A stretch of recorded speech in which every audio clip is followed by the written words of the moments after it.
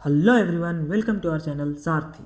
आज हम NEET physics के इलेक्ट्रिक फील्ड एंड चार्जेस के सारे पीवाईक्यूज को वन शॉट में कवर करेंगे। जैसा आपको पता है, ये पर्टिकुलर चैप्टर आपके नीट पॉइंट ऑफ व्यू से काफ़ी ज़्यादा इंपॉर्टेंट है और नीट के एग्जाम्स में काफ़ी कम टाइम बचा है। अब आपके पास केवल 3 या 4 मंथ आपके पास बचे हुए हैं। इन 3 से 4 मंथ में जितना ज़्यादा आप पीवाईक्यूज करेंगे, प्रैक्टिस करेंगे, उतना ज़्यादा आपका चैप्टर स्ट्रांग होगा और आप नीट के 2026 के पेपर में अच्छा परफॉर्म कर पाएंगे। तो आज हम इस पार्टिकुलर लेक्चर में क्या करने वाले हैं, इस पार्टिकुलर लेक्चर में हम इलेक्ट्रिक फील्ड एंड चार्जेस के उन सारे पीवाईक्यूज का पोस्टमार्टम करने वाले हैं। उन सारे पीवाईक्यूज के कौन कौन से शॉर्ट ट्रिक्स हैं, कैसे उन चीज़ों को हम सॉल्व करेंगे, क्या केवल लॉन्ग मेथड से उन सवालों को सॉल्व किया जा सकता है या कोई शॉर्ट ट्रिक है। तो आज हम उन सारे क्वेश्चंस को अलग अलग तरीकों से, किसी को एक मेथड से, किसी को 2 मेथड से सॉल्व करके देखेंगे। जो मेथड आपको पसंद आए उस मेथड को आप फॉलो कर सकते हैं। तो चलिए शुरू करते हैं आज का लेक्चर।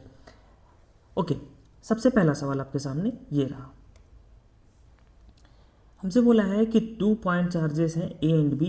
एक पे हमारे पास जो चार्ज है वो प्लस क्यू है और दूसरे पे जो चार्ज है हमारे पास वो माइनस क्यू है। ठीक है, इसमें कोई दिक्कत की बात नहीं सर। इसको प्लस क्यू दे दिया और आपने इसको माइनस क्यू दे दिया है। ध्यान समझेंगे सवाल क्या बोल रहा है आपसे।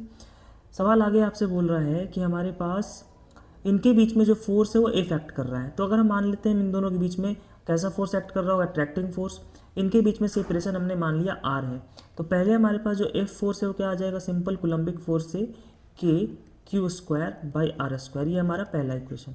आगे क्या बोलता है हमसे, if 25% of charge of A, मतलब ए का जो 25% मतलब कितना, क्यू बाई 4। इससे हमने क्यू बाई 4 चार्ज उठाया और उसको बी को ट्रांसफ़र कर दिया है।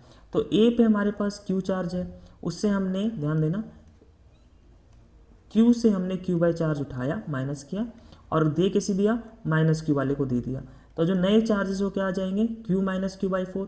तो ए पर हमारे पास नया चार्ज कितना, सर वो नया चार्ज आ जाएगा क्यू माइनस क्यू बाई 4, मतलब 3 क्यू बाई 4। और बी पे जो नया चार्ज आएगा वो कितना आ जाएगा, सर वो आ जाएगा हमारे पास माइनस का 3 क्यू बाई 4। देखो बहुत सिंपल एलसीएम ले लेंगे इसका, ये 4 बना, ये हमारे माइनस क्यू और ये हमारे पास प्लस क्यू, यानी माइनस का 3 क्यू बाई 4।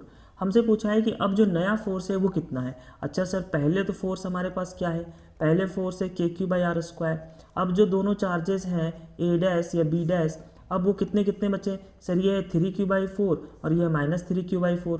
अब बताओ इनके बीच में लगने वाला अट्रैक्टिव फोर्स कितना होगा, सर वो हो जाएगा K Q 1 Q 2 by R square, मतलब K 3 Q by 4, 3 Q by 4 है ना, अपॉन आर स्क्वायर।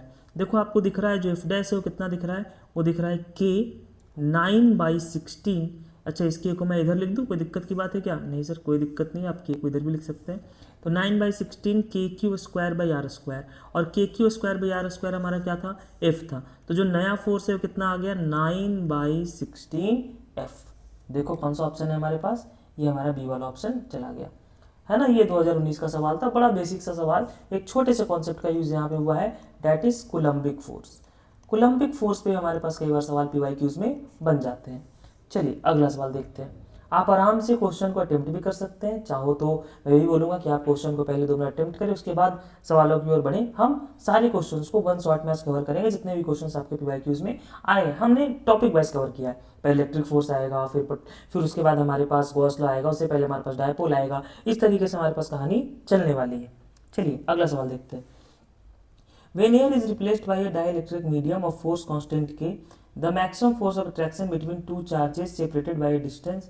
ठीक है, ओके। देखो ध्यान से हमसे क्या बोला है कि पहले हमारे पास फोर्स एफ था, हमने 2 चार्जेस लिए हैं, उनके बीच में हमारे पास कुछ भी फोर्स रहा होगा, Q1 Q2 जो भी है, इनके बीच में पहले फोर्स हमारे पास एफ था।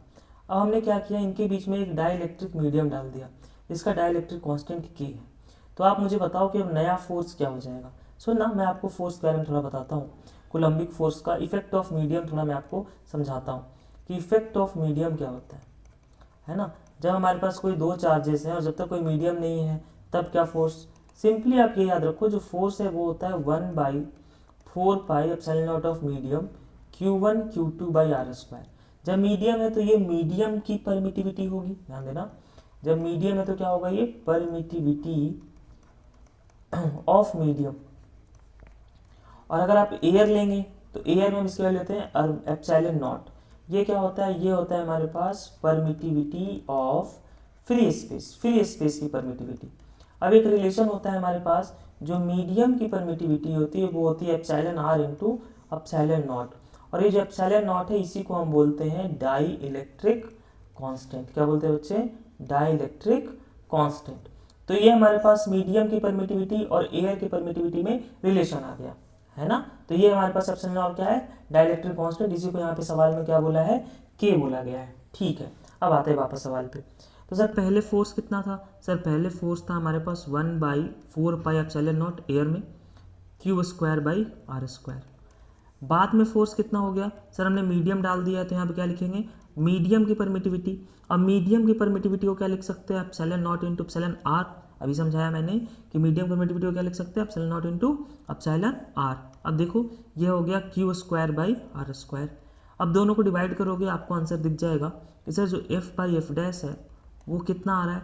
सर ये आ जाएगा, सब कुछ कैंसिल आउट होकर एप्सिलॉन आर बचेगा, और यही हमारा क्वेश्चन में हमें के बोला गया डाइलेक्ट्रिक कांस्टेंट को। देखो ना सब कैंसिल आउट हो जाएगा, ये सब कैंसिल आउट हो जाएगा डिवाइड करने पे। ठीक है, एप्सिलॉन आर हमारा ऊपर चला जाएगा, तो हमारा जो एफ डैश आया वो कितना आ गया? एफ बाई के। मतलब जो हमारा फोर्स है वो के टाइम से डिक्रीज कर गया, है ना, डिक्रीजेस बाई के टाइम्स। देखो मैं पी वाई क्यू में आपको केवल सीधा आंसर नहीं बता रहा, मैं सीधा बोल सकता था ये रिलेशन याद रख लो, लेकिन मैं ऐसा नहीं कर रहा, मैं आपको साथ साथ कॉन्सेप्ट पे सिखा रहा हूँ, क्योंकि आप बेसिक से जब तक आप क्वेश्चंस को नहीं करेंगे तब तक आपके सामने जो नीट 2026 में आपके सामने सवाल आने वाला है सॉल्व नहीं होगा। इसलिए आपको बेसिक से कवर करना काफ़ी इंपॉर्टेंट है ना। चलिए अगला सवाल देखते हैं।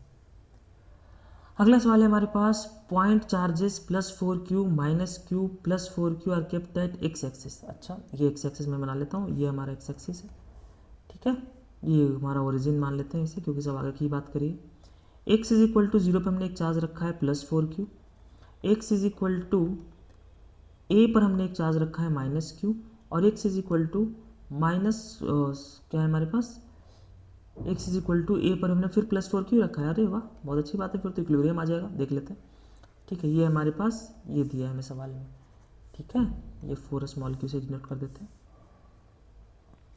ये x is equal to 2a पर है ना, a,0 ये 2a,0 डिस्टेंस हमें आपको समझ में आ रहा है।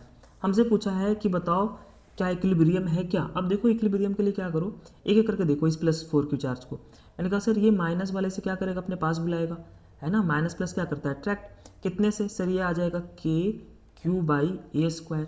ये प्लस वाला क्या करेगा, ये दूर भेजेगा, कितने से, k +4q अपॉन ए, डिस्टेंस कितना है, ये टोटल डिस्टेंस कितना हो गया 2a मतलब हमारे पास 4 है ना, 2a का स्क्वायर मतलब 4a स्क्वायर, 4 से 4 कैंसिल आउट हो गया, मतलब ये क्या बचा, kq बाई ए स्क्वायर।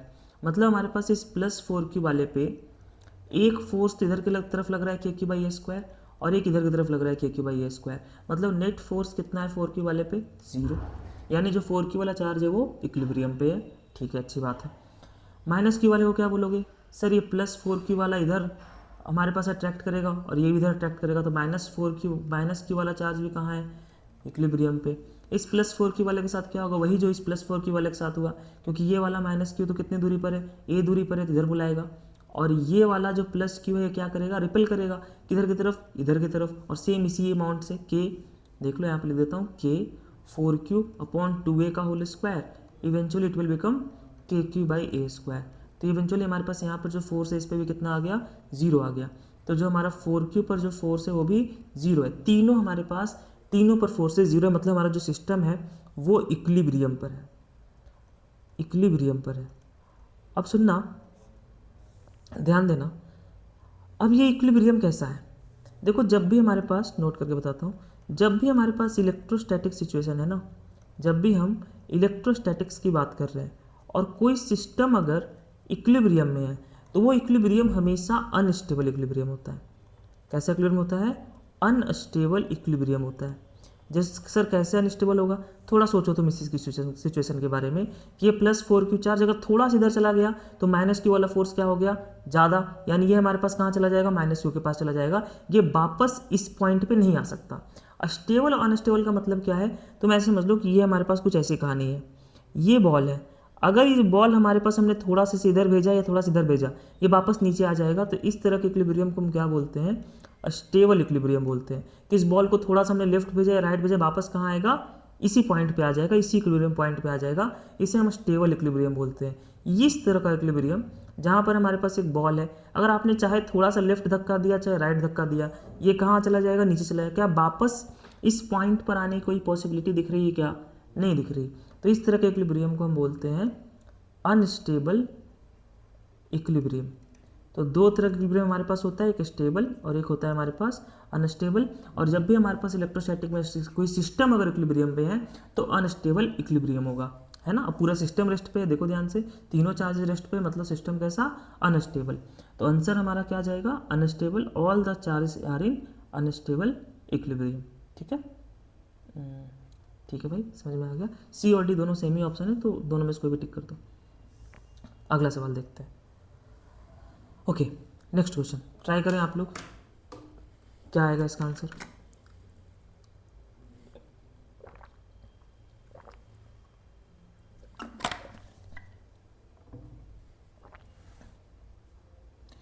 देखो ध्यान से, ये हमारे पास एक स्फेरिकल कंडक्टर है जिसका रेडियस हमें बोला गया है कि 10 सेंटीमीटर। मैंने कहा ठीक है, इस पे चार्ज हम मान लो प्लस की मान लेते हैं, वो वैल्यू दे रखी है, यूनिफॉर्मली डिस्ट्रीब्यूटेड है।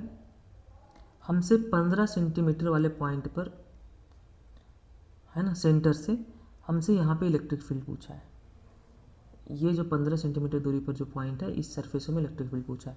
देखो जब भी आपके पास कंडक्टर हो, स्फेरिकल कंडक्टर है ना, तो अंदर हमेशा इलेक्ट्रिक फील्ड जीरो होगा, और बाहर वाले पॉइंट के लिए जब भी स्फीयर की बात है तब सारा चार्ज सेंटर में मान सकते हो, पॉइंट चार्ज की तरफ। और जो आउटसाइड पॉइंट है उसके लिए जो हमारा इलेक्ट्रिक फील्ड का फॉर्मूला होता है वो होता है KQ/R²। सिंपल सी बात है, चार्ज K की वैल्यू 9 × 10⁻9, चार्ज आपको सवाल में दे रखा है कितना, 3.2 × 10⁻7 अपॉन R²। कितना दूरी है बच्चे, 15 सेंटीमीटर, यानी 15/100 कर लो, इंटू 15/100। ठीक है, इसको सॉल्व कर लेंगे, आपको आंसर मिल जाएगा इलेक्ट्रिक फील्ड का। बहुत ही सिंपल सी कैलकुलेशन है, मैं चाहता हूँ आप इसे खुद से सॉल्व कर लें, बहुत ही आसान है ना। हाँ भाई, अगला सवाल देखते हैं। अगला सवाल हमसे क्या बोल रहा है ना, अगला सवाल हमसे बोल रहा है कि हमारे पास 2 पैरेलल इनफाइनाइट लाइन चार्जेस हैं, 2 पैरेलल लाइन चार्जेस हैं। एक पे हमारे पास जो लाइन चार्ज डेंसिटी वो प्लस लैम्डा है, और दूसरे पे जो लाइन चार्ज डेंसिटी है वो हमारे पास माइनस लैम्डा है। सवाल हमसे बोल रहा है कि हमने इनको 2r दूरी पे रखा है, और हमसे पूछा है कि यहाँ से r दूरी पर एक पॉइंट P है, हमें इस P पॉइंट पे इलेक्ट्रिक फील्ड बताना है। सबसे पहले ये ध्यान दें कि हमारे पास जैसे हमारे पास कोई लाइन चार्ज है और उसके अगर हमारे पास सरफेस या लीनियर चार्ज डेंसिटी लैम्डा है, तो उसे r यूनिट दूरी पर जो इलेक्ट्रिक फील्ड होती है वो होती है हमारे पास 2k λ/r, या इसको कैसे लिख सकते हो, λ/2πε0 × r। ये हमारे पास इलेक्ट्रिक फील्ड लिखने का तरीका है। के को लिख दोगे 1/4πε0, तो ये आंसर आ जाएगा। अब कहीं भी इलेक्ट्रिक फील्ड देखना है तो क्या करते हैं, वहाँ पे अपनी मर्जी से हम एक +1 कूलम का चार्ज रखते हैं। सिमिलरली यहाँ पे हमें इस पॉइंट पे भी इलेक्ट्रिक फील्ड बताना है, तो यहाँ पे अपनी मर्जी से एक +1 कूलम का चार्ज रख दो। अब ये प्लस वाला तो क्या करेगा बच्चे, यहाँ पे इस +1 कूलम को क्या करेगा, रिपेल करेगा, इधर की तरफ बुलाएगा, और ये माइनस वाला क्या करेगा सर, पास बुलाएगा। यानी यहाँ पर जो नेट इलेक्ट्रिक फील्ड क्या है वो हमारे पास दिख रहा है सर, दोनों का क्या हो जाएगा, समीशन हो जाएगा। तो λ/2πε0r, है ना, इसकी वजह से λ/2πε0r, और इसकी वजह से भी कितना होगा, प्लस λ/2πε0 × r। दिख रहा है सर हमारे पास यहाँ पर ये प्लस वाला भी रिपेल करके इधर की तरफ भेज रहा है, और ये माइनस वाला इस प्लस चार्ज को अपनी तरफ बुलाएगा। इस बात को ध्यान रखिए कि कहीं भी अगर हमारे पास किसी भी रीजन में अगर कहीं भी इलेक्ट्रिक फील्ड बताना है, किसी पॉइंट पी पर बताना है, किसी भी चार्ज डिस्ट्रीब्यूशन के कारण बताना है, हम वहाँ पे अपनी मर्जी से 1 कूलम का एक फोर्स रखेंगे, हमारे पास एक चार्ज रखेंगे जिसे हम बोलते हैं टेस्ट चार्ज। उसके बाद उसके ऊपर इलेक्ट्रिक फील्ड चेक कर लेंगे, आपका आंसर आ जाएगा। ठीक है ना, तो इसलिए हमने क्या किया, यहाँ पे अपनी मर्जी से +1 कूलम का चार्ज रखा। इस प्लस वाले की वजह से इलेक्ट्रिक फील्ड इधर की तरफ होगा क्योंकि प्लस प्लस रिपेल करेगा, और इस माइनस वाले की वजह से इलेक्ट्रिक फील्ड इधर की तरफ होगा। दोनों को ऐड करेंगे, आपको ई नेट दिख रहा है λ/πε0 × r, है ना। कौन सा ऑप्शन है, ऑप्शन नंबर सी हमारा आंसर हो जाएगा। सिंपल सी बात है, न्यूटन पर कूलम लिखा है ना, दिख रहा है आपकी चीज। अगला सवाल देखते हैं।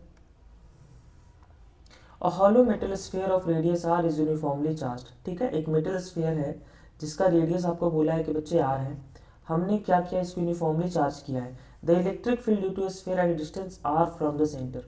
अब देखो, जैसे आप हमारे पास मेटल स्फीयर की बात कर रहे हो, मतलब कंडक्टर की बात कर रहे हो, कंडक्टर के लिए जो भी चार्जेस है वो सारे के सारे कहाँ होंगे, हमारे पास सरफेस पर होंगे।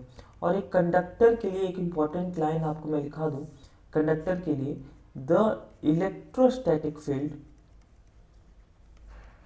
the electrostatic field within mass of a conductor, within mass of a conductor is always zero। इसका मतलब है बच्चे कि हमारा जो अंदर इलेक्ट्रिक फील्ड है हमेशा क्या होगा, जीरो होगा। और बाहर वाले के लिए हमेशा याद रखें, जब भी आप किसी स्फीयर की बात कर रहे हो और बाहर वाले पॉइंट पे कहीं हमें इलेक्ट्रिक फील्ड बताना है, उसके लिए हमेशा हम सारे चार्ज को कहाँ मान सकते हैं, सेंटर में मान सकते हैं। और इलेक्ट्रिक फील्ड क्या होगा, के क्यू बाई आर स्क्वायर। तो यहाँ पर देखो अंदर तो जीरो है, तो जैसे जैसे आर बढ़ा रहे हो, जब तक आर लेस देन है तब तक तो क्या है, जीरो। बी और सी ऑप्शन दिख रहा है, मतलब ए और डी तो गलत हो गया।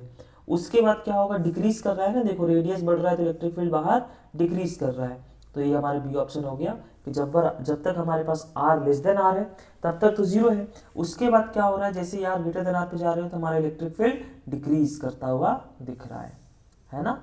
समझ में आया क्या आपको ये बात? चलिए अगला सवाल देखते हैं। An electron falls from rest through a vertical height h in a uniform and vertically upward electric field E। Okay, हमारे पास एक इलेक्ट्रॉन है, the direction of electric field is now reversed keeping its magnitude the same. तो आराम से एक line समझते हैं और उसको सॉल्व करते हैं। एक इलेक्ट्रॉन फॉल कर रहा है कहाँ से, रेस्ट से, h डिस्टेंस ट्रेवल कर रहा है, मतलब अगर मैंने इसे h डिस्टेंस बोला है तो ये हमारा इलेक्ट्रॉन है और यहाँ से हमारा फॉल करना शुरू किया है रेस्ट से, मतलब u जीरो है। ठीक है, and vertically upward electric field, electric field किधर की तरफ है, ऊपर की तरफ है। ध्यान देना, जब भी आप हमारे पास किसी चार्ज पार्टिकल को फोर्स लिखना है तो हम F ये इक्वेशन यूज करते हैं, F is equal to Q into E. और ये जो रिलेशन है ये वेक्टर रिलेशन है। कैसा रिलेशन है, वेक्टर रिलेशन है। अगर ये वेक्टर रिलेशन है तो यहाँ पर ध्यान देना, हम चार्ज को कैसे रखेंगे, विद साइन। कैसे रखेंगे, विद साइन। अब यहाँ पे इलेक्ट्रॉन कैसा चार्ज है, सर इलेक्ट्रॉन हमारे पास नेगेटिव चार्ज है, तो हमारे पास फोर्स कितना आ जाएगा, माइनस का ई इंटू ई। मतलब इस पर जो फोर्स लगेगा इस इलेक्ट्रॉन पे, कहाँ लगेगा, इलेक्ट्रिक फील्ड के डायरेक्शन के अपोजिट लगेगा। मतलब हमारे पास जो इलेक्ट्रिक फील्ड ऊपर की तरफ फोर्स कहाँ लग रहा है, नीचे की तरफ लग रहा है। ठीक है सर, यहाँ पे एक्सेलरेशन बता सकते हो, मैंने कहा सर बिल्कुल बता सकते हैं। एक्सेलरेशन क्या हो जाएगा सर, जो फोर्स लग रहा है ई इंटू ई अपॉन का एम, किधर की तरफ, एक्सेलरेशन नीचे की तरफ। ठीक है, समझ में आ रही बात, मैंने कहा सर बिल्कुल सही बात है। अब दूसरा केस हमसे बोला है, the direction of electric field is now reversed, यानी पहले जो इलेक्ट्रिक फील्ड ऊपर की तरफ थी अब उस इलेक्ट्रिक फील्ड को हमने नीचे की तरफ कर दिया है। ठीक है, इसमें कोई दिक्कत की बात नहीं है। अब हमने क्या बोला, मैग्नीट्यूड सेम रखा है। A proton is allowed to fall from rest. अब हमने एक इलेक्ट्रॉन के जगह एक प्रोटॉन को लिया है। अब प्रोटॉन पे चार्ज क्या होता है सर, प्लस सी। ठीक है, फिर से F is equal to Q, इस इक्वेशन का यूज करो तो F इज इक्वल टू क्या आ जाएगा, प्लस ई इंटू ई। यानी यहाँ पर जो फोर्स लगा वो कहाँ लगा, इलेक्ट्रिक फील्ड के डायरेक्शन में। मतलब यहाँ पर जो फोर्स लग रहा है इस इलेक्ट्रॉन के इस पॉजिट्रॉन या फिर हमारे पास प्रोटॉन के ऊपर, वो कहाँ लग रहा है सर, वो लग रहा है हमारे पास नीचे की तरफ। अब अगर ये नीचे की तरफ लग रहा है, कितना लग रहा है सर, प्लस ई। अच्छा, इस पे फोर्स कितना, प्लस ई, और किधर की तरफ है, नीचे की तरफ ही है। और एक्सेलरेशन इस बार भी कितना आ रहा है सर, एक्सेलरेशन इस बार भी ई बाई, मैंने कहा ठीक है, ई बाई एम। अच्छा, यहाँ पे क्या है, मास ऑफ प्रोटॉन, यहाँ पे क्या है बच्चे, मास ऑफ इलेक्ट्रॉन। ठीक है, यहाँ तक कोई दिक्कत की बात नहीं है। एक्सेलरेशन को हमने लिख दिया इस तरीके से। हमसे पूछा है कि बताओ कौन सा हमारे पास the time of fall of the electron in comparison to the time of fall of proton. अब टाइम कैसे निकालोगे सर, यू जीरो है, मैंने कहा हाँ यू जीरो, रेस्ट से गया है हमारे पास, एक्सेलरेशन नीचे तक पहुंचा है। ठीक है, तो टाइम निकालने के लिए हम कौन सा इक्वेशन यूज कर सकते हैं sir, S is equal to U T plus half A T square लगा लेते हैं एक बार, है ना। एक्सेलरेशन तो कांस्टेंट ही है, ये कितना सर जीरो, एच कितना, H is equal to acceleration जो भी आएगा A by two into T square. ठीक है, तो t दिख रहा है सर हमारे पास, ये आ रहा है 2h बाई ए का रूट, यानी टाइम जो है वो एक्सेलरेशन के इन्वर्सली प्रोपोर्शनल है। अब मुझे एक बात बताओ, कौन ज़्यादा हेवी होता है, इलेक्ट्रॉन ज़्यादा हेवी होता है या प्रोटॉन ज़्यादा हेवी होता है। अगर इलेक्ट्रॉन ज़्यादा हेवी होता है या प्रोटॉन ज़्यादा हेवी होता है, जरा बताओ सोच के। और इसका आंसर मुझे कमेंट सेक्शन में बताओ कि हमारे पास ये तुम्हें जज करना है, तुम्हारा मैंने टास्क दिया है तुम्हें कि तुम मुझे ये बताओ कि यहाँ पे इलेक्ट्रॉन और प्रोटॉन में कौन ज़्यादा हेवियर है, विच इज़ मोर हेवियर, है ना। ये आप बताओ मुझे कमेंट सेक्शन में। और मुझे ये भी बताओ कि किसका टाइम ज़्यादा होगा, कौन बड़ा है कौन छोटा है, मतलब टाइम ऑफ लाइट बड़ा है या छोटा है। इसके लिए क्या करना है, दिख रहा है जो टाइम ऑफ लाइट है वो इन्वर्सली प्रोपोर्शनल है रूट के 2h/a के, और एक्सेलरेशन किसके इन्वर्सली प्रोपोर्शनल आ रहा है सर, वो आ रहा है मास के। तो बताओ जिसका मास ज़्यादा होगा उसका एक्सेलरेशन कम होगा, और जिसका एक्सेलरेशन कम होगा उसका टाइम ज़्यादा लगेगा। तो आपका ये टास्क है, आप मुझे ये बताएं कमेंट सेक्शन में, ठीक है। आप इसका आंसर जरूर कमेंट सेक्शन में मुझे बताएं कि क्या आपका आंसर आ रहा है, ठीक है। अगला सवाल देखते हैं, ठीक है। ये सवाल देखते हैं। An electric dipole of dipole moment P is align to a uniform electric field E। हमारे पास एक इलेक्ट्रिक डायपोल है, मैंने कहा ठीक है sir, electric dipole of dipole moment P, ठीक है, is aligned parallel to uniform electric field E। मतलब हमारे पास ये हमने डायपोल ले लिया और इसका जो डायपोल मोमेंट है, हमेशा याद रखना जो डायपोल मोमेंट है वो माइनस Q से प्लस Q की तरफ होता है। इसको हमने इलेक्ट्रिक फील्ड के डायरेक्शन में रखा है, ठीक है, इसमें कोई दिक्कत की बात नहीं है। हमसे पूछा है कि हमें एनर्जी रिक्वायरमेंट बताओ कि हम इस डायपोल को 90 डिग्री से रोटेट करना चाहते हैं। मतलब अभी हमारे पास जो डायपोल है माइनस Q प्लस Q ऐसा है, हम इसे फाइनली ऐसा करना चाहते हैं, है ना। हम इसे फाइनली ऐसा करना चाहते हैं, इलेक्ट्रिक फील्ड के परपेंडिकुलर करना चाहते हैं। तो ध्यान रखना हमारे पास इसमें कितना एनर्जी रिक्वायरमेंट होगा, तो जितना आपको वर्क डन करना पड़ेगा। और वर्क डन का फॉर्मूला क्या होता है, external work done is equal to delta U, तो it will be U final minus U initial. और एक डायपोल के केस में जो पोटेंशियल एनर्जी है वो क्या से स्टोर होता है सर, वो हमारे पास ये होता है माइनस का पी डॉट ई।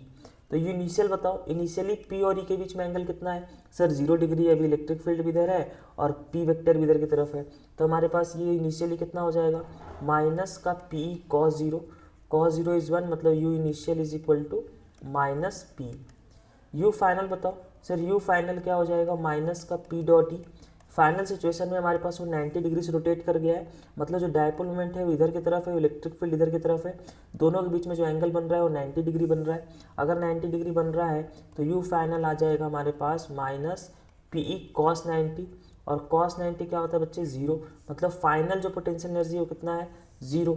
तो हमारे पास यू फाइनल कितना 0, माइनस का यू इनिशियल कितना आया था, यू इनिशियल माइनस का पी, मतलब हमारे पास जो टोटल आंसर आ जाएगा माइनस माइनस यानी प्लस का पी। इतना वर्क डन हमें करना पड़ेगा, तब हमारा जो ये डायपोल है वो 90 डिग्री से रोटेट करेगा। यानी हमारा जो आंसर जाएगा वो क्या जाएगा पी जाएगा, कि हमें इतनी एनर्जी देनी पड़ेगी, हम इतना एनर्जी देंगे डायपोल को, तभी वो इधर से हमारे पास इस पोजीशन से इस पोजीशन पे जाएगा। समझ में आ रही क्या बात, है ना। तो ये हमारे पास बेसिक सवाल हैं जो ध्यान में रखना है। इसमें आपने कौन सा फॉर्मूला सीखा कि पोटेंशियल एनर्जी का फॉर्मूला क्या होता है माइनस पी डॉट ई होता है डायपोल के केस में, ये ध्यान में रखें। साथ साथ एक फॉर्मूला और बताता हूँ, टॉर्क होता है हमारे पास पी क्रॉस ई, कि अगर हमारे पास कोई डायपोल है उसको हमने इलेक्ट्रिक फील्ड के रीजन में रखा है, कि हमारे पास कोई इलेक्ट्रिक फील्ड का रीजन है और यहाँ हमने कोई डायपोल रखा है, तो इसके पास टोटल इसके ऊपर कितना टॉर्क एक्ट कर रहा होगा वो हम इस फॉर्मूले से बताते हैं, P cross E which is equal to P E sine theta, जहाँ थीटा हमारे पास पी और ई वेक्टर के बीच का एंगल है। ये पी वेक्टर हो गया माइनस क्यू से प्लस क्यू की तरफ, और ये हमारा ई वेक्टर हो गया, ये भी ध्यान में रखें। एक सवाल मैंने छोड़ा है अभी 7th वाला सवाल, इसको हम 8th वाला सवाल ये भी हम करेंगे, काफ़ी अच्छा सवाल है ये, ठीक है। इसको देखते हैं एक बार, बहुत अच्छा सवाल है ये, वेरी गुड क्वेश्चन, है ना। आप बोल सकते हो बहुत ही तगड़ा अच्छा सवाल है, 2018 में आया था। थोड़ा सा आपका मैकेनिक्स के साथ आपका यूज़ किया गया इसमें, इस सवाल में आपका मैकेनिक्स भी यूज़ में आ रहा है, केवल इलेक्ट्रोस्टैटिक्स नहीं है, आपको साथ साथ मैकेनिक्स भी यूज़ में आ रहा है। देखते हैं सवाल क्या है। सवाल है हमारे पास, a toy car with a charge Q, एक टॉय कार है, इसके लिए मुझे थोड़ा सा अच्छा स्पेस चाहिए होगा, ठीक है, ये बनाता हूँ मैं इसे, है ना। यहाँ अ टॉय कार, इस पे चार्ज हमारे पास Q है, is moves on a frictionless horizontal surface under the influence of electric field, हमने इस पे एक इलेक्ट्रिक फील्ड अप्लाई किया है E, due to force QE। अच्छा, इसके ऊपर फोर्स कितना लगेगा सर फोर्स लग जाएगा Q इंटू ई, बिल्कुल सही बात है, इसमें कोई दिक्कत नहीं है। Its velocity increases from 0 to 6, initially 0 पर था, कुछ टाइम बाद 1 सेकेंड के बाद इसकी जो वेलोसिटी है इस टॉय कार की, Q चार्ज वाले की, उसकी वेलोसिटी हो गई है हमारे पास 6 मीटर पर सेकेंड। 1 सेकेंड में कितना टाइम लगा है, t इज इक्वल टू 0 पर ये कहानी, t is equal to 1 second पर ये हो गया है, ठीक है।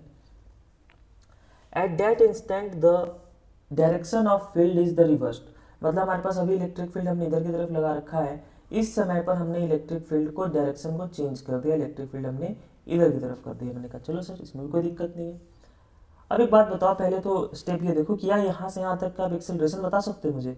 मैंने कहा सर एक्सेलरेशन तो सिंपली है, v minus you by T कर दो आप, सिंपल इक्वेशन। v कितना है 6, पहले वेलोसिटी कितनी थी 0, 1 सेकंड की बात है, मतलब एक्सेलरेशन कितना हो गया 6 मीटर पर सेकंड स्क्वायर। मतलब अभी हमारा जो एक्सेलरेशन है t इज इक्वल टू 0 से t इज इक्वल टू 1 के बीच में, वो हमारा 6 मीटर पर सेकंड स्क्वायर है। अब इस टाइम पे हमने इलेक्ट्रिक फील्ड अपोजिट कर दिया। अब सुनना ध्यान से, है ना, अब सुनना ध्यान से कि हमने इलेक्ट्रिक फील्ड को 0 कर दिया। मैंने कहा अच्छी बात है सर, कोई दिक्कत नहीं है, हमने इलेक्ट्रिक फील्ड को 0 किया। अब कोई बॉडी है, उस पर फोर्स आगे की तरफ लग रहा है और वेलोसिटी भी आगे की तरफ है, तो पार्टिकल क्या करेगा, स्पीड अप करेगा। मैंने कहा सर बिल्कुल सही बात है, क्योंकि एक्सेलरेशन भी आगे की तरफ और वेलोसिटी भी आगे की तरफ। जब भी हमारे पास एक्सेलरेशन और वेलोसिटी की डायरेक्शन सेम होती है तो पार्टिकल की स्पीड बढ़ती है।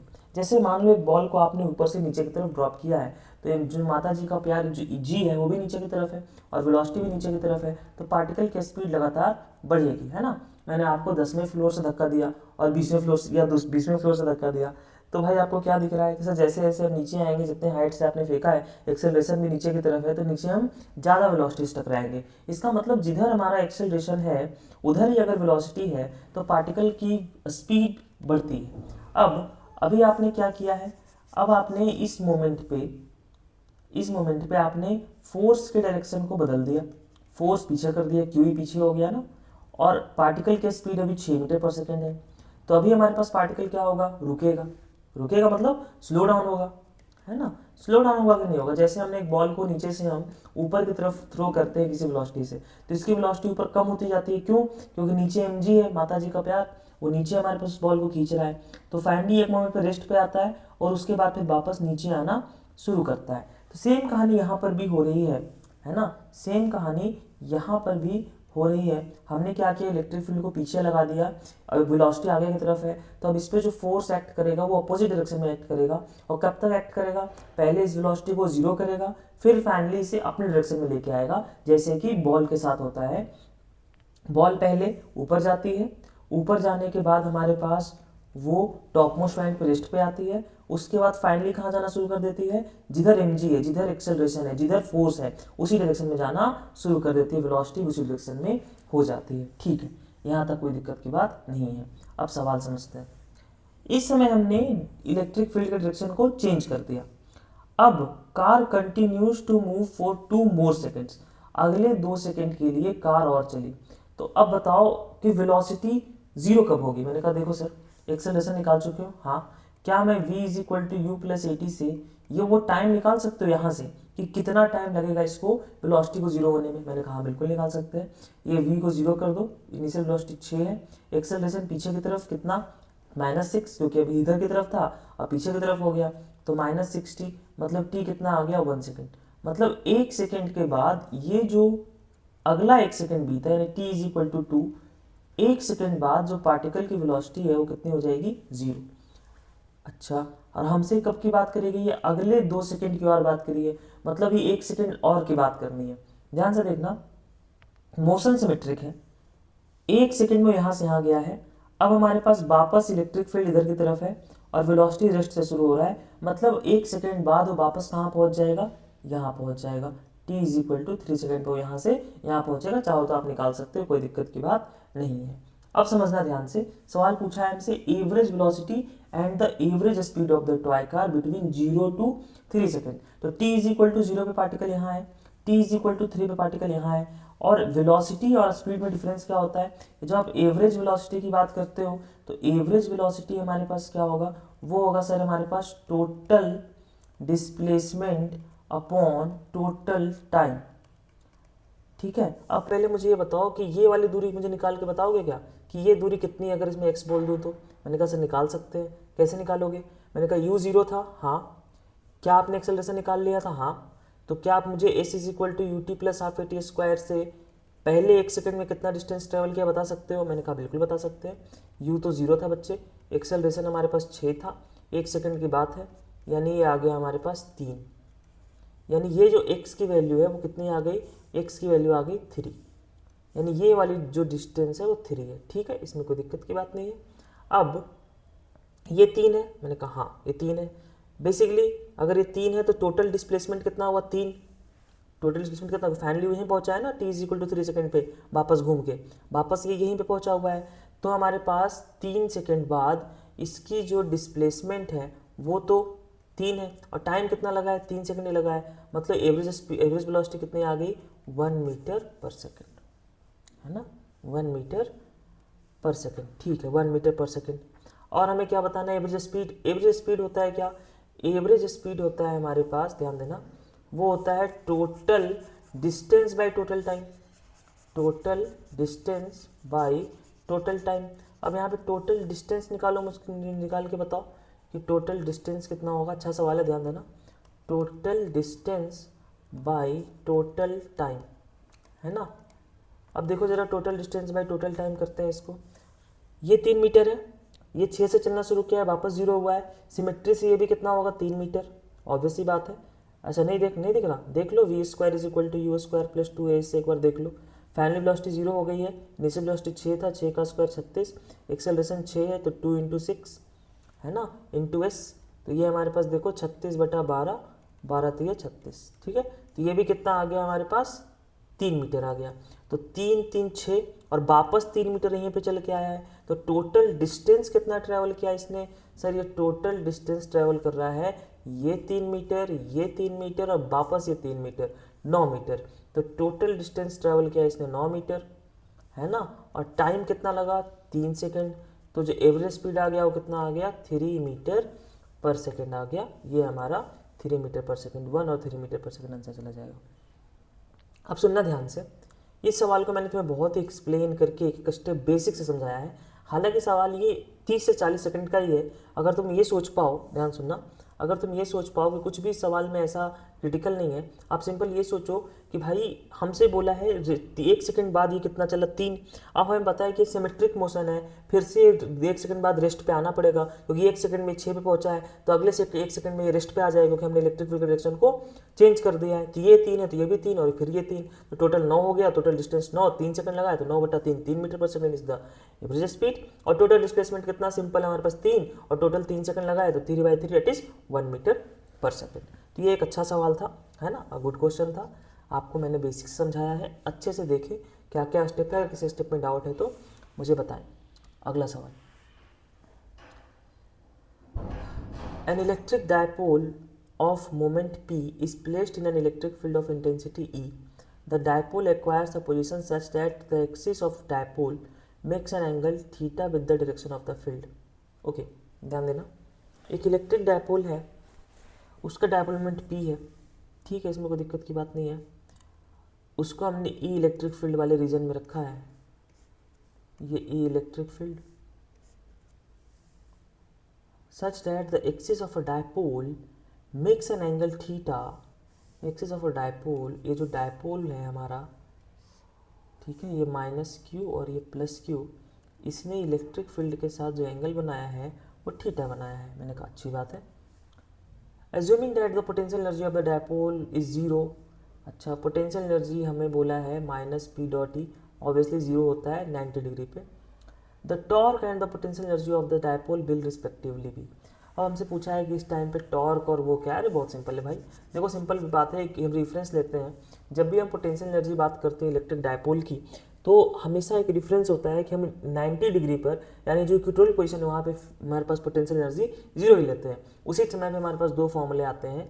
यू पोटेंशियल एनर्जी का फॉर्मूला आता है -p.E, देख लो हमारे पास ये -p cos थीटा, और टॉर्क का फॉर्मूला आता है, ये बताया मैंने, p क्रॉस ई बिना किसी साइन के, ये हमारा आ जाएगा p sin थीटा, और एंगल भी वही दिया है हमारे पास इलेक्ट्रिक फील्ड के साथ, तो p sin थीटा और माइनस का p cos थीटा, ये हमारा आंसर हो जाएगा। बहुत सिंपल सवाल है ना।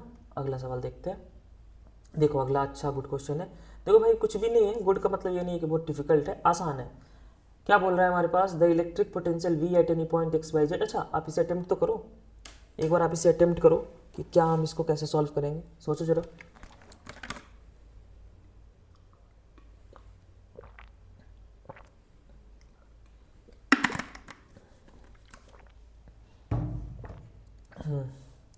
आई होप आपने अटेम्प्ट किया होगा। The electric potential V at any point X comma Y comma Z at L in all in matters specific, ठीक है। V हमें दिया है 4x²। इलेक्ट्रिक फील्ड हमसे पूछा है 1,0,2 पे। मैं इसका आंसर बता दूंगा अभी आपको। इससे पहले मैं आपको एक कॉन्सेप्ट सिखाता हूँ, relation between electric field and potential. ये आप समझ सकते हो, ये आपका स्मॉल इन्वेस्टमेंट बिग रिटर्न है ना। इस रिलेशन को समझ लो, सवाल है बहुत सिंपल है, कुछ दिक्कत की बात नहीं है। E is equal to minus का del V by del R, है ना। क्या बच्चे, del V by del R, इसे हम बोलते हैं पार्शियल डिफरेंशिएशन। क्या बोलते हैं, पार्शियल डिफरेंशिएशन, ठीक है। इसको अगर मैं पूरा लिखूं तो ये होता है minus del V by del X I cap plus del V by del Y J cap plus del V by del Z K cap. ये रिलेशन होता है इलेक्ट्रिक फील्ड और पोटेंशियल के बीच में। और अगर हमारे पास पोटेंशियल निकालना हो तो क्या होगा sir, v is equal to simply बात है integration of E X D X plus E Y D Y plus E Z D Z. हम क्या कर देंगे, इंटीग्रेट कर देंगे। ये रिलेशन आप बहुत इंपॉर्टेंट रिलेशन है भाई। इस रिलेशन से आपका जेई में भी बहुत सवाल आते हैं और नीट में भी सवाल काफ़ी ज़्यादा रिपीटेडली आते हैं। मैं आपको पार्शियल डिफरेंशिएशन का मीनिंग भी समझाऊंगा आगे किसी सवाल में अगर मौका मिला तो। फिलहाल इस सवाल को देख लो। इस सवाल में वी दे रखा है, हाँ दे रखा है। क्या पूछा है बच्चे, इलेक्ट्रिक फील्ड। कुछ नहीं सर, अभी सिखाया आपने। जो इलेक्ट्रिक फील्ड है वो क्या हो जाएगा, del V by del X, क्योंकि वाई जेड तो है नहीं तो माइनस एज इट इज रहेगा, 4 बाहर आ जाएगा। ऐसे लिख लेते हैं, चलो तुम्हारे लिए थोड़ा सा इजी कर देते हैं। 4 कांस्टेंट है सर, ये हमारा -4 और ये बगल में 2x का पूछा है। x y और z से तो मतलब नहीं है। x इज इक्वल टू कितना दे रखा है 1, मतलब कितना आ गया -8। अच्छा -8, सही बात है ना। 4 दूना हमारे पास 8, ठीक है, इसमें कोई दिक्कत की बात नहीं है। ओके अब देखो हमारे पास कौन सा ऑप्शन है, -8 मतलब हमारे पास माइनस साइन क्या बता रहा है, negative direction. D option, 8 along negative x axis, ठीक है। अगला सवाल देखते हैं बच्चे। 2 metal spheres, one of radius r and the other of radius 2r respectively have the same surface charge density। 2 metal sphere है, एक का रेडियस r है, दूसरे का रेडियस 2r है। दोनों का जो सरफेस चार्ज डेंसिटी है सिग्मा वो बराबर है, सेम है, ठीक है। They are brought in contact and separated. हमने इन दोनों को पास लाया, हम इन दोनों को पास लेके आ रहे हैं, ठीक है। इन दोनों को हम टच करा रहे हैं। जब इन दोनों को हम टच कराएंगे तो होगा क्या, चार्ज डिस्ट्रीब्यूशन होगा। कैसे होगा, चार्ज डिस्ट्रीब्यूशन होगा। और चार्ज कैसे बटेगा, चार्ज हमेशा इनके रेडियस के रेशियो में बटेगा। कैसे बटेगा, रेडियस के रेशियो में बट जाएगा, ठीक है। अब आगे देखो सवाल क्या पूछ रहा है। अब हमारे पास नया सरफेस चार्ज डेंसिटीज हमसे पूछा गया है। अब बताओ मुझे, मान लो पहले इस पे चार्ज Q1 था और इस पे चार्ज Q2 था, तो Q1 क्या लिखोगे सर, Q1 हो जाएगा sigma into 4 pi R square, ठीक है। Q2 कितना हो जाएगा सर, ये हो जाएगा हमारे पास सिग्मा 4 पाई 2r का whole square, sigma into area, ठीक है ना। मेटल है तो हमारे पास केवल सरफेस एरिया लेंगे ना, अंदर तो कोई चार्ज होगा नहीं, क्योंकि मेटल पे सारा का सारा चार्ज कहाँ होना है, सरफेस पे होना है। तो Q1 ये आ गया, Q2 कितना हो गया, सिग्मा 4 पाई 4r स्क्वायर, ठीक है। अब बताओ मुझे, क्या टोटल चार्ज बदल जाएगा, नहीं सर, टोटल चार्ज तो नहीं बदलेगा। मतलब जो हमारा पहले चार्ज था Q1 प्लस Q2, बाद में भी तो यही होना है ना, ये बस चार्ज का डिस्ट्रीब्यूशन ही तो बदला है। बाई चार्ज कंजर्वेशन हम ये लिख सकते हैं कि नहीं लिख सकते हैं, बोलो बच्चों। चार्ज कहीं चला गया क्या, नहीं सर, वो चार्ज आपस में शेयर हुए दोनों स्फीयर्स में। तो Q1 plus Q2 is equal to Q1 dash plus Q2 dash. और मैंने क्या बताया कि कौन से रेशियो में शेयर हुए हैं, रेडियस के रेशियो में। तो एक का r है, दूसरे का क्या है 2r। तो यहाँ से आप मुझे Q1 डैश बता सकते हो, हाँ सर वो हो जाएगा Q2 dash by 2।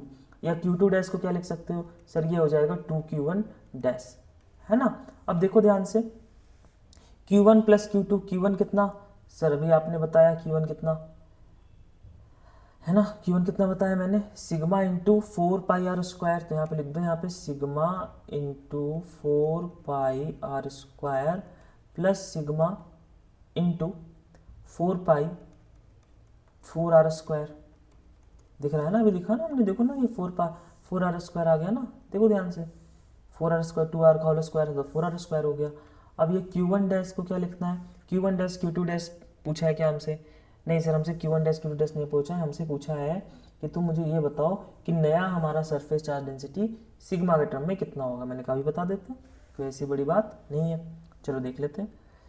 Q1 dash कितना सर, ये Q1 डैश को Q1 डैश रख देते हैं और Q2 डैश को यहाँ से क्या लिख सकते हैं, 2Q1 डैश, तो ये आ जाएगा हमारे पास 3Q1 डैश, ठीक है, ये क्या आ गया 3Q1 डैश, और ये कितना आ जाएगा 4 4 16, 16 और 4 20, 20 सिग्मा, देखो 4 16, 16 सिग्मा πr², और ये हमारे पास सिग्मा 4 यानी 20 सिग्मा πr², यानी जो Q1 डैश आ गया वो कितना आ गया, वो आ गया 20 सिग्मा πr²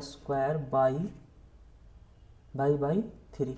अच्छा, तो हमारे पास पहले स्फीयर पे वो कितना हो जाएगा, सिग्मा 1 डैश, वो सर हमारे पास टोटल चार्ज कितना 20 सिग्मा πr² बाई 3, और एरिया कितना उसका, सरफेस एरिया सर वो हो जाएगा 4πr², ऑब्वियस सी बात है, ये तो लिखा हमने है ना, यही किया ना, देखो ध्यान से 4πr², तो ये हमारा क्या आ जाएगा नया सरफेस चार्ज डेंसिटी, तो ये हमारे पास ये πr² से πr² गया, ये आ गया 5, यानी जो सिग्मा 1 डैश आया वो आ गया 5 सिग्मा बाई 3, क्या आ गया 5 सिग्मा बाई 3, तो 5 सिग्मा बाई 3 इसमें भी है। अच्छा, एक ही ऑप्शन दिख रहा है जिसमें 5 सिग्मा बाई 3 है, तो ये हमारा 5 सिग्मा बाई 3 यहाँ से आंसर आ जाएगा। सिग्मा 2 भी निकाल सकते हैं, बहुत सिंपल सी बात है, Q2 डैश निकाल लोगे, है ना, इस इक्वेशन में आप Q2 डैश भी निकाल सकते हो। Q2 डैश कैसे निकालोगे, Q1 डैश को रख दो 2 इंटू Q1 डैश को क्या लिख दो, Q2 डैश बाई 2, यहाँ जब Q2 डैश बाई 2 रखोगे तो आपको क्या मिल जाएगा, Q2 डैश मिल जाएगा, और अगर Q2 डैश मिल गया तो सिंपल सी बात है, हम सिग्मा निकालने के लिए Q2 डैश अपॉन 4π2r का होल स्क्वायर कर देंगे, आपका हमारे पास ये वाला सिग्मा भी आ जाएगा, क्योंकि सिग्मा क्या होता है, charge on surface upon surface area. ठीक है, अगला सवाल देखते हैं। देखो ये सवाल थोड़ा सा इजी था, बट थोड़ा सा ध्यान में ये रखना था हमें कि जो हमारा चार्ज डिस्ट्रीब्यूशन है वो रेडियस के रेशियो में होगा, इस बात का खास ध्यान रखना है। अगला सवाल देखते हैं। अगला सवाल है, the electric field at a distance 3r/2 from the centre of a conducting spherical shell. देखो स्फेरिकल सेल हो, है ना, चाहे स्फेरिकल सेल हो, चाहे आपका कंडक्टर हो, स्फेरिकल कंडक्टर हो, इन दोनों केस में जो चार्ज है वो कहाँ रहता है, वो रहता है सरफेस पे, क्योंकि अंदर तो सेल का मतलब क्या है, अंदर खोखला है, अंदर कुछ है ही नहीं, तो चार्ज रहेगा कहाँ, तो सारा चार्ज कहाँ है, सरफेस पे, और सरफेस पे है तो इसके वजह से जो इलेक्ट्रिक फील्ड अंदर कहाँ आएगा, अंदर इलेक्ट्रिक फील्ड हो जाएगा 0, और बाहर इलेक्ट्रिक फील्ड कितना सर, वो KQ/r²। अब इसी कॉन्सेप्ट को हमसे क्या बोला है, the electric field at distance r/2 from the centre of the sphere is. अच्छा ध्यान देना, हमसे बोला है कि यहाँ से 3r/2 दूरी पर, डेढ़ दूरी पर यहाँ पर इलेक्ट्रिक फील्ड E है, तो बताओ r/2 पर कितना होगा। भाई r/2 पर तो 0 ही होगा, है ना, क्योंकि अंदर तो कुछ है ही नहीं, स्फेरिकल सेल है ये। ओके, अगला सवाल देखते हैं। ठीक है, अगला सवाल देखते हैं। The mean free path of electrons in a metal is, हमें मीन फ्री पाथ दिया है इसमें, ये दिया है हमें 4 × 10⁻⁸ metre. The electric field which can give an average 2 electron volt energy to an electron in a metal will be in units of volt per metre. मतलब basically हमसे इलेक्ट्रिक फील्ड पूछा है। देखो आपको मीन फ्री पाथ दिया है और electric field पूछा है, आपको एनर्जी कितना निकालना है, 2 इलेक्ट्रॉन वोल्ट। अच्छा, तो हम ये लिख सकते हैं ना कि हमारे पास, अगर मैं तुमसे पूछूं कि इलेक्ट्रिक फील्ड और पोटेंशियल में क्या रिलेशन है, मुझे पता है सर इलेक्ट्रिक फील्ड और पोटेंशियल में रिलेशन, अभी मैंने आपको सिखाया कि हमारे पास जो V होगा वो हो जाएगा E × D। ठीक है, तो यहाँ से हम इलेक्ट्रिक फील्ड क्या लिख सकते हैं, v upon mean free path, ठीक है, यहाँ पे d लिख सकते हैं, हमारे पास d को हम क्या ले रहे हैं, मीन फ्री पाथ। तो हमें सबसे पहले क्या निकालना पड़ेगा, पोटेंशियल निकालना पड़ेगा। और आपको क्या मालूम है, जो पोटेंशियल एनर्जी है वो क्या होता है, q into V. Potential energy कितना दिया है सर, ये हमें दिया है 2 इलेक्ट्रॉन वोल्ट, और हमारे पास ये 2 इलेक्ट्रॉन वोल्ट, और चार्ज कितना, इलेक्ट्रॉन पे चार्ज क्या होता है, ई, और यहाँ पे क्या आ जाएगा, वी, ई से ही कैंसिल आउट हो गया। तो जो हमारा इलेक्ट्रिक पोटेंशियल आ गया वो आ गया 2 वोल्ट। अब अगर हम यहाँ पे इलेक्ट्रिक पोटेंशियल की जगह हम 2 वोल्ट रखेंगे और डिस्टेंस को रखेंगे 4 इंटू 10⁸, ये हमारा मीन फ्री पाथ दिया है हमें, तो ये 1/2 हो जाएगा, यानी इलेक्ट्रिक फील्ड आ जाएगा 0.5 इंटू 10⁸। अब अगर हम इसमें से एक पॉइंट हटा दें तो 5 इंटू 10⁷, ऑप्शन नंबर सी हमारा आंसर चला जाएगा। बहुत सिंपल था, हमसे क्या पूछा था, इलेक्ट्रिक फील्ड पूछा था। इलेक्ट्रिक फील्ड निकालने के लिए हमने रिलेशन यूज़ किया v/d। अब यहाँ पे v हमें 2 वोल्ट मालूम था, कैसे मालूम था 2 volt, u is equal to Q into V, क्योंकि u हमारा एनर्जी है, और एनर्जी कितना दे रखा है 2 इलेक्ट्रॉन वोल्ट। 2 इलेक्ट्रॉन वोल्ट यहाँ पुट किया, यहाँ q की जगह e, यहाँ v आ गया 2 वोल्ट। बच्चों देख रहे हो आप, जो नीट के PYQs हैं वो क्या बहुत टिपिकल है, नहीं सर, कुछ टिपिकल है और थोड़े कुछ जो है हमारे पास वो इजी भी है, स्कोरिंग भी है। तो आप ध्यान दो कि आपके जो पेपर का पैटर्न है ना वो बहुत टिपिकल नहीं है, है ना, स्कोरिंग क्वेश्चंस होते हैं। इवन जो नीट 2025 है ना, जिसको बच्चे बोल रहे हैं बहुत टफ है बहुत टफ है, वो बहुत टफ नहीं है। उसमें भी 30 से 37 सवाल इजी टू मॉडरेट में कैटेगरी में ही आ रहे थे। कुछ ही सवाल ऐसे थे जो थोड़े ज़्यादा टफ थे, और आपको अपनी प्रैक्टिस उस अकॉर्डिंग बना के चलनी है। और इस बार भी आपका फिजिक्स का पेपर थोड़ा ज़्यादा अच्छा आ सकता है। तो सबसे पहले आप PYQs मेरे साथ या कहीं से भी जल्दी से जल्दी कवर करें, ताकि आप good questions, good amount of questions, जो अच्छे क्वेश्चंस हैं, कुछ JEE मेंस के क्वेश्चंस, अगर आप JEE मेंस के कुछ सवाल लगा पाएँ टाइम बचने पर तो और ज़्यादा बेनिफिशियल है। तो सबसे पहले PYQs कवर करें, फिर टाइम बच जाए तो JEE मेंस के जो पेपर आए हुए हैं उसके सवाल देखें, जो आपको लगता है आपके सिलेबस का पार्ट है, जो बहुत ज़्यादा लेंदी नहीं जा रहे हैं उन सवालों को जरूर सॉल्व करें, और जो थोड़ा ज़्यादा लेंदी जा रहे हैं उनको आप स्किप कर सकते हैं, ठीक है। लेकिन अपने प्रैक्टिस को रोकना नहीं है, ज़्यादा से ज़्यादा प्रैक्टिस करनी है ना। अगला सवाल देखते हैं। 3 point charges plus Q, minus Q and plus Q are placed at point x, is equal to 0। अच्छा देखो, हमारे पास 3 पॉइंट चार्जेस है, plus Q, minus Q and plus Q, और placed at x0 y a। तो एक काम करते हैं, यहाँ पर हमने x इधर बना लिया, y इधर बना लिया और z इधर बना लिया, ठीक है। एक चार्ज हमने प्लस क्यू रखा है, कहाँ रखा है भाई, ये रखा है हमने y इज इक्वल टू ए पर, यहाँ पर रखा हुआ है, y इज इक्वल टू ए पर रखा हुआ है प्लस क्यू चार्ज। अगला माइनस क्यू चार्ज कहाँ रखा हुआ है, वो माइनस क्यू चार्ज रखा है हमने तीनों जीरो, मतलब यहाँ रखा है, ठीक है, यहाँ पर माइनस क्यू है, और एक x इज इक्वल टू ए पर रखा है, ठीक है। हमसे पूछा है the magnitude and direction of electric dipole moment. अच्छा, अब इसका हमें क्या बताना है, नेट इक्विवेलेंट डायपोल मोमेंट बनाना है। कुछ नहीं, बहुत सिंपल है बच्चे, ये हमारे पास एक डायपोल मोमेंट इधर है और एक डायपोल मोमेंट इधर है। ये कितना होगा डायपोल मोमेंट, q इंटू ए, ये कितना होगा q इंटू ए। ये दोनों हमारे पास कैसी क्वांटिटी, वेक्टर क्वांटिटी। तो इनका अगर हमें समेशन लिखना है, रिजल्टेंट लिखना है, तो क्या लिखेंगे सर, इधर की तरफ आ जाएगा। मैंने कहा बिल्कुल सही बात है, इसमें कोई दिक्कत की बात नहीं है। तो आंसर क्या आने वाला है सर, इन दोनों का रिजल्टेंट ले लो। ये हमारे पास, इसको मैं अगर a बोल दूं, ये भी a बोल दूं, तो ये क्या हो जाएगा √2a। ध्यान से देखो ना, ये सर हमारे पास ये QA है ना, ये भी QA है डायपोल मोमेंट, इसे P बोलोगे तो ये भी P है। तो ये हमारा जो नेट रिजल्टेंट क्या आएगा, √p² प्लस p², क्योंकि एंगल तो 90 है, तो ये √2p, और p कितना है QA, तो √2 इंटू QA। ये तो पता है ना भाई कि डायपोल मोमेंट वेक्टर क्या होता है, Q into length of dipole, यही होता है ना।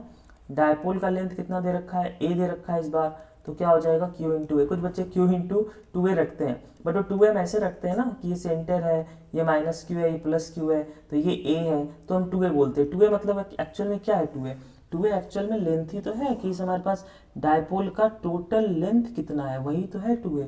तो और यहाँ पे 2a की जगह क्या दे रखा है, a दे रखा है, तो इस बात का ध्यान रखे बच्चे। तो ये हमारे पास आंसर क्या आ जाएगा, √2QA। अच्छा डायरेक्शन किधर होगा, डायरेक्शन इधर की तरफ है, मतलब x is equal to A, Y is equal to A और z इज इक्वल टू 0। ठीक है, तो √2QA पॉजिटिव एक्स एक्सिस नहीं, बात ये गलत है, पॉजिटिव वाई डायरेक्शन ए भी नहीं, तो ऑप्शन नंबर कौन सा आ जाएगा, ए आ जाएगा। रिजल्टेंट पॉजिटिव एक्स में थोड़ी है, हो ही नहीं सकता ना, और नहीं पॉजिटिव वाई में है, वो तो इनके दोनों के बीच में कहीं इधर है ना, √2QA, तो यानी एक्स और वाई प्लेन में है, तो एक्स वाई प्लेन देखो यही दिख रहा है आपका, ऑप्शन नंबर ए। ठीक है, चलो अगला सवाल देखते हैं। The electric intensity due to a dipole of length 10 centimetre, इसको ट्राई करें बच्चे, क्या होगा answer.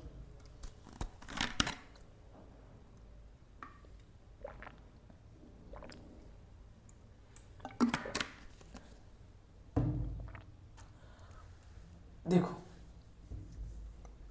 The electric intensity due to a dipole of length 10 centimetre having a charge 500 microcoulomb at a point on the axis at a distance 20 centimeter from one of the charges in the air is, कुछ नहीं है, ये minus Q है, ये plus Q है ना, ये इनका डायपोल का लेंथ कितना दे रखा है 10 सेंटीमीटर, मतलब ये 5 होगा और ये भी कितना होगा 5 सेंटीमीटर होगा। अच्छी बात है, किसी एक चार्ज को पकड़ो, इस चार्ज से 20 सेंटीमीटर की दूरी पर एक पॉइंट P है और हमें इस पॉइंट P पर क्या बताना है, इलेक्ट्रिक फील्ड बताना है। बहुत सिंपल बात है, जो एक्सिस पर हमारा जो इलेक्ट्रिक डायपोल है उसकी वजह से जो एक्सिस पे इलेक्ट्रिक फील्ड होता है वो होता है 2kp/r³, है ना, तो 2 ये रहा, k कितना 10⁹ डायपोल मोमेंट कितना q इंटू 10 सेंटीमीटर, चार्ज कितना है 500, है ना, और वो कितना आ जाएगा बच्चे 10 सेंटीमीटर में है तो इधर 10 लिख दो, नीचे डिवाइड कर दो किससे 100 से। अच्छी बात है, अब ये हमने क्या लिख दिया, डायपोल लिख दिया, r³, डिस्टेंस कहाँ से लेते हैं, r कहाँ से होता है, सेंटर ऑफ डायपोल से डिस्टेंस होता है, सेंटर ऑफ डायपोल से डिस्टेंस 20 नहीं है 25 है, सेंटीमीटर में है तो 25/100, कितने टाइम्स है 3 टाइम्स है सर, तो हमारे पास 100 में क्या आ जाएगा 3 टाइम्स आ जाएगा। अब इसको सॉल्व आउट कर लोगे तो आपको 6.25 इंटू 10⁻⁷ दिख रहा है। बहुत सिंपल सा सवाल है भाई, E axis is equal to 2kp/r³, इतना सॉल्व तो मत करो यार, इतना तो खुद से कर लो प्लीज, है ना। चलो आगे देखते हैं अगला सवाल। If a dipole of dipole moment P is placed in uniform electric field E, then torque acting torque हमारे पास होता है P क्रॉस E। कौन सा ऑप्शन है भाई, ऑप्शन नंबर बी। देखो कितना चिंदी सा सवाल है। अगला सवाल देखो, a semi circular arc of radius A is charged uniformly and charge per unit length is lambda, the electric field eight the centre of the arc is. देखो ध्यान से, जब भी हमारे पास कोई आर्क है ना, ये इस तरीके का आर्क है और इस पर कोई चार्ज है और इसकी वजह से हमारे पास वो सेंटर पर हमसे इलेक्ट्रिक फील्ड पूछा है, इस एंगल को थीटा बोल दो, तो यहाँ पे जो इलेक्ट्रिक फील्ड होता है वो होता है 2k λ/r, ये ए बोल दो या आर बोल दो, साइन θ/2। क्या होता है बच्चे, साइन θ/2। अब यहाँ आर्क की जगह क्या है हमारे पास, एक सेमी सर्कल है। अच्छा, एक सेमी सर्कल दिया है सवाल में और इसका हमारे पास ये लैम्डा दे रखा है, इसमें भी कोई दिक्कत की बात नहीं है। इसका रेडियस ए दे रखा है, ये भी कोई दिक्कत की बात नहीं है। और हमसे सेंटर पे क्या पूछा है, इलेक्ट्रिक फील्ड पूछा है। अब देखो ये सेमी सर्कल है तो यहाँ पे जो थीटा है वो कितना हो गया सर, ये 180 हो गया, ठीक है। तो 2k λ/a जो कि रेडियस है, sine 180/2 that is 90, sine 180/2 that is 90, क्योंकि टोटल एंगल कितना है 180 है, ये पूरा एंगल थीटा, तो क्या लिया था हमने θ/2। तो आर्क तो चाहे हमारा सेमी सर्कल हो चाहे कुछ भी हो, है ना, तो साइन 90 कितना हो गया 1, ठीक है। तो आंसर क्या आ जाएगा इलेक्ट्रिक फील्ड का, 2k λ/a, 2 लैम्डा, k को क्या लिख सकते हो 4πε0a। अब देख लो हमारे पास ऑप्शन कौन सा है, ऊपर अकेला लैम्डा दिख रहा है, हाँ सर इसमें पूरा हमारे पास अकेला ऊपर लैम्डा दिख रहा है, और यहाँ से हम इसको कट कर देंगे तो λ/2πε0a, option number A, λ/2πε0a। तो ये काफ़ी इंपॉर्टेंट मैंने आपको सिखाया कि किसी भी आर्क की वजह से अल्फा एंगल अगर मान लोगे ये प्लस चार्ज है तो बहुत आसान सी बात, electric field 2k λ/r sign α/2 या साइन थीटा मानेंगे तो θ/2। ये रिलेशन काफ़ी इंपॉर्टेंट है बच्चे, ध्यान में रखें। कई बार सवाल आपको, अभी हमने ये देखा, कई बार सवाल आपको क्वार्टर में पूछ सकता है कि हमारा एक क्वार्टर है और यहाँ पे O सेंटर है, बताओ यहाँ पे इलेक्ट्रिक फील्ड कितना होगा। तो बहुत सिंपल सी बात, 2k lambda by are sign, इस बार एंगल कितना दिख रहा है 90, तो साइन 90/2 दैट इज 45 है ना, ये हो जाएगा 1/√2 साइन 45, और ये आ जाएगा 2k लैम्डा बाई आर 1/√2, √2 से हमारे पास ये √2 कैंसिल हो जाएगा, 2√2 k लैम्डा बाई आर। ये अगर हमारे पास सेमी सर्किल की जगह अगर क्वार्टर सर्किल दिया होता। तो बहुत सिंपल है, हमारे पास ये फॉर्मूला आप ध्यान में रखें, और जितना ज़्यादा फॉर्मूलों पर कमांड रखेंगे उतना ज़्यादा आपका चैप्टर स्ट्रांग होगा। फॉर्मूला सीट जरूर बनाएं, फॉर्मूले सीट की प्रैक्टिस जरूर करें, है ना। ये फॉर्मूला सीट आपकी काफ़ी हेल्प करने वाला है इस पार्टिकुलर चैप्टर को कवर करने के लिए, है ना। चलो अगला सवाल देख लेते हैं। A point Q lies on a perpendicular bisector of a electrical dipole of dipole moment P। देखना, अगर हमारे पास एक इलेक्ट्रिकल डायपोल है, ये हमने माइनस क्यू ले लिया, एक प्लस क्यू ले लिया, इस डायपोल का हमारे पास दो पॉइंट होता है, एक होता है हमारा एक्सियल, एक होता है हमारा इक्वेटोरियल। ये जो पॉइंट है वो इक्वेटोरियल होता है ना। यहाँ पे एक्सियल पे जो इलेक्ट्रिक फील्ड होती है वो होता है 2kp/r3, और इसका डायरेक्शन होता है डायपोल के डायरेक्शन में। इक्वेटोरियल पे जो इलेक्ट्रिक फील्ड होती है वो इधर होती है, डायपोल के डायरेक्शन के अपोजिट, और ये होता है kp/r3, है ना। अच्छा, अब इस पॉइंट को हमें क्या बोला है, एक क्यू पॉइंट है जो इक्वेटोरियल पे लाई कर रहा है, इसको पॉइंट बोला है, चार्ज नहीं है ये क्यू पॉइंट है ना। इस पॉइंट पे हमसे पूछा है electric field at Q is proportional to, तो पी के डायरेक्टली प्रोपोर्शनल है, हाँ, और आर की पावर -3, ऑप्शन नंबर डी, है ना। इक्वेटोरियल पे इलेक्ट्रिक फील्ड kp/r³ होता है, उसको हमने बहुत ही आसानी से सॉल्व कर लिया। अगला सवाल देखते हैं। From a point charge there is a fixed point A, एक पॉइंट चार्ज है, ठीक है, इससे हमारे पास एक फिक्स दूरी पर r दूरी पर एक पॉइंट ए है, और यहाँ पर हमको इलेक्ट्रिक फील्ड की वैल्यू दी गई है 500 वोल्ट पर मीटर, और यहाँ और इस पॉइंट का, जहाँ पॉइंट चार्ज रखा है, मान लो इसको P बोल दें, यहाँ पर जो पोटेंशियल डिफरेंस है वो कितना दे रखा है 3000 वोल्ट। अच्छा, हमसे पूछा है ये R की वैल्यू क्या होगी। बहुत सिंपल सी बात है, पॉइंट चार्ज है ना, तो इलेक्ट्रिक फील्ड कितना होगा सर, वो होगा हमारे पास kq/r², इसकी वैल्यू कितनी दे रखी है 500। पोटेंशियल कितना होगा ये पे सर, वो पोटेंशियल डिफरेंस बोल लो Q और A के बीच में, ये kq/r, ये कितना दे रखा है 3000। अब दोनों को डिवाइड करोगे तो क्या दिख रहा है, इसको इक्वेशन 1 बोल दो, इसको इक्वेशन 2 बोल दो। 1 को अगर आप 2 से डिवाइड करोगे तो kq/r² नीचे है ना, और ये हमारे पास फिर से आएगा kq/r, ये कैंसिल आउट हो जाएगा, ये एक r बचेगा, ऊपर आ गया 500 और नीचे कितना आ गया 3000, 1 0 से 1 0, 1 0 से 1 0, 5 6 जा, तो r इधर चला जाएगा, r is equal to 6 metre, है ना। क्या आ जाएगा, r is equal to 6 metre आ जाएगा। ये बड़ा सा सिंपल सा सवाल पॉइंट चार्ज को लेकर आपसे पूछा गया था। आपको इलेक्ट्रिक फील्ड दे रखा है, आपने इलेक्ट्रिक फील्ड यूज़ किया, आपने पोटेंशियल का फॉर्मूला यूज़ किया, फिर दोनों को हमने डिवाइड कर दिया 1 और 2 को, आपको आर की वैल्यू मिल गई, ऑप्शन नंबर ए आ गया। हाँ, तो यहाँ पे हमारे पास क्या पूछा है, formation of dipole due to 2 equal and dissimilar point charges. अच्छा देखो, जो हमारे पास डायपोल है ना वो तभी बनता है जब हमारे पास डिस्टेंसेज है ना काफ़ी छोटी हो। एक्चुअल में जो डिस्टेंसेज है ना वो एंगस्ट्रॉम के ऑर्डर की होती है, 10⁻⁻10 मीटर की ऑर्डर की होती है एक्चुअल जो डायपोल्स की हम जहाँ बात करते हैं। यहाँ तो हम सेंटीमीटर में लेते हैं, मीटर में लेते हैं, लेकिन जो बेसिक डायपोल का जो मेन डेफिनेशन है, इन दोनों चार्जेस के बीच में जो सेपरेशन है ना वो काफ़ी कम होना चाहिए, काफ़ी शॉर्ट होना चाहिए, है ना, तभी हमारे पास ये डायपोल की तरह एक्ट करता है। तो आंसर क्या जाएगा, शॉर्ट डिस्टेंसेस। अगला सवाल देखते हैं। An electric dipole consisting of 2 opposite charges, है ना, separated by a distance of 3 cm is placed in an electric field of this, the torque acting on the dipole is।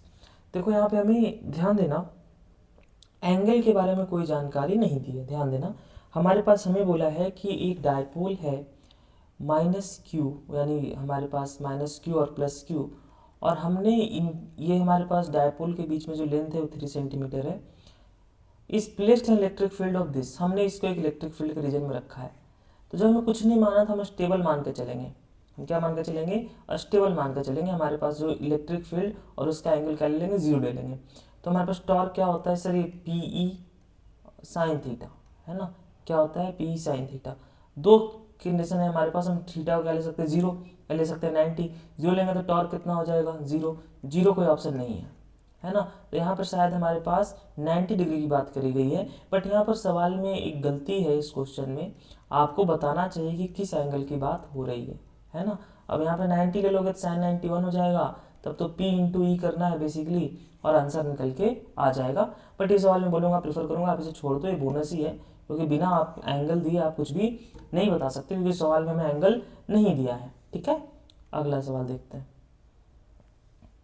There is an electric field E in the x direction if the work done on moving a charge of 0.2 coulomb through a distance of 2 meter along a line making an angle of 60 degree with x axis is 4 joule. What is the value of E?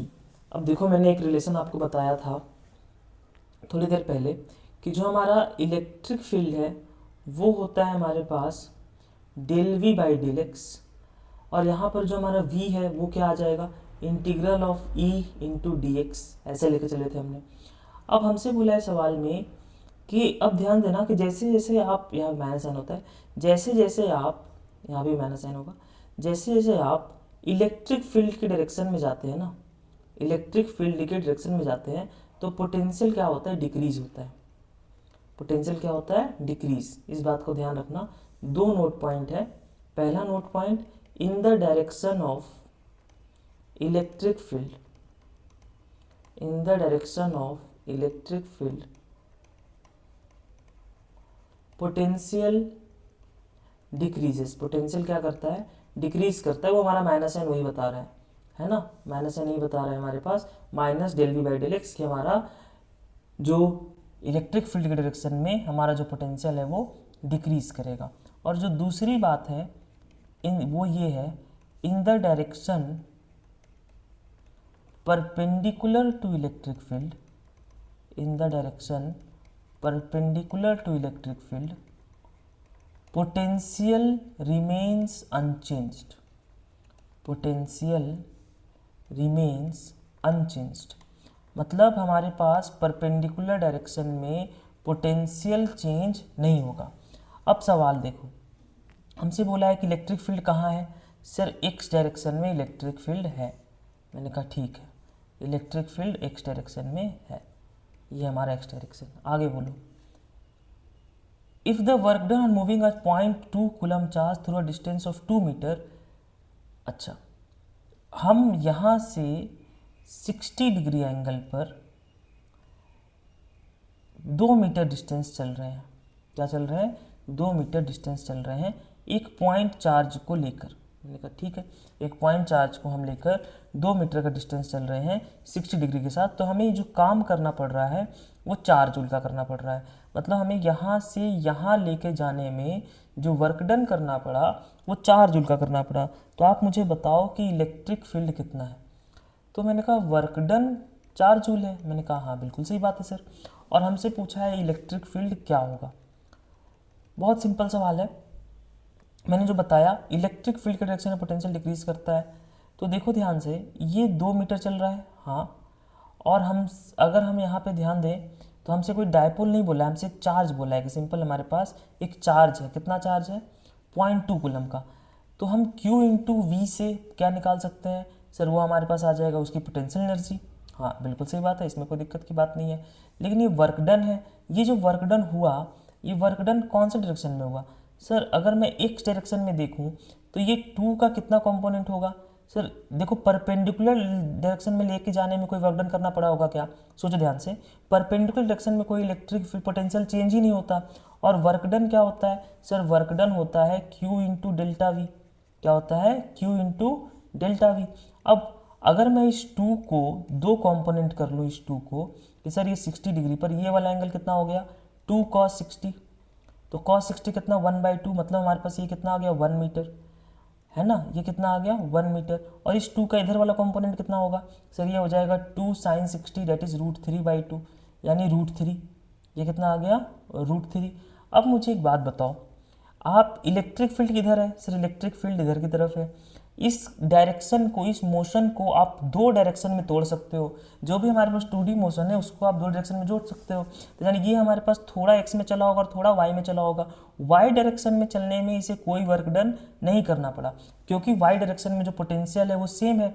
यानी यहाँ potential अगर 1 है तो यहाँ potential क्या होगा 1, तो potential difference कितना हो गया 0, तो वर्क डन क्या हो गया 0। यानी अगर आप इलेक्ट्रिक फील्ड के डायरेक्शन में जा रहे हो किसी चार्ज को लेकर तो कोई वर्क डन करना पड़ेगा, क्योंकि W इज इक्वल टू होता है Q इंटू डेल्टा वी। यहाँ पोटेंशियल V1 था, यहाँ पोटेंशियल V2 है, क्योंकि इलेक्ट्रिक फील्ड के डायरेक्शन में पोटेंशियल बदल जाता है। और भी पता है हमें कि पोटेंशियल डिक्रीज कर जाता है। लेकिन अगर आप इस चार्ज को उठाकर इधर कहीं लेके जा रहे हो, यहाँ से यहाँ लेके जा रहे हो, तो यहाँ पर हमारे पास इलेक्ट्रिक फील्ड इधर है, इधर कोई इलेक्ट्रिक फील्ड नहीं है, तो इधर हमारे पास पोटेंशियल अगर यहाँ V1 था तो यहाँ भी क्या होगा V1 होगा। मतलब यहाँ पर वर्क डन जो आपको परपेंडिकुलर डायरेक्शन में लेके जाना में करना पड़ेगा वो डेल्टा V 0 होने की वजह से 0 हो जाएगा।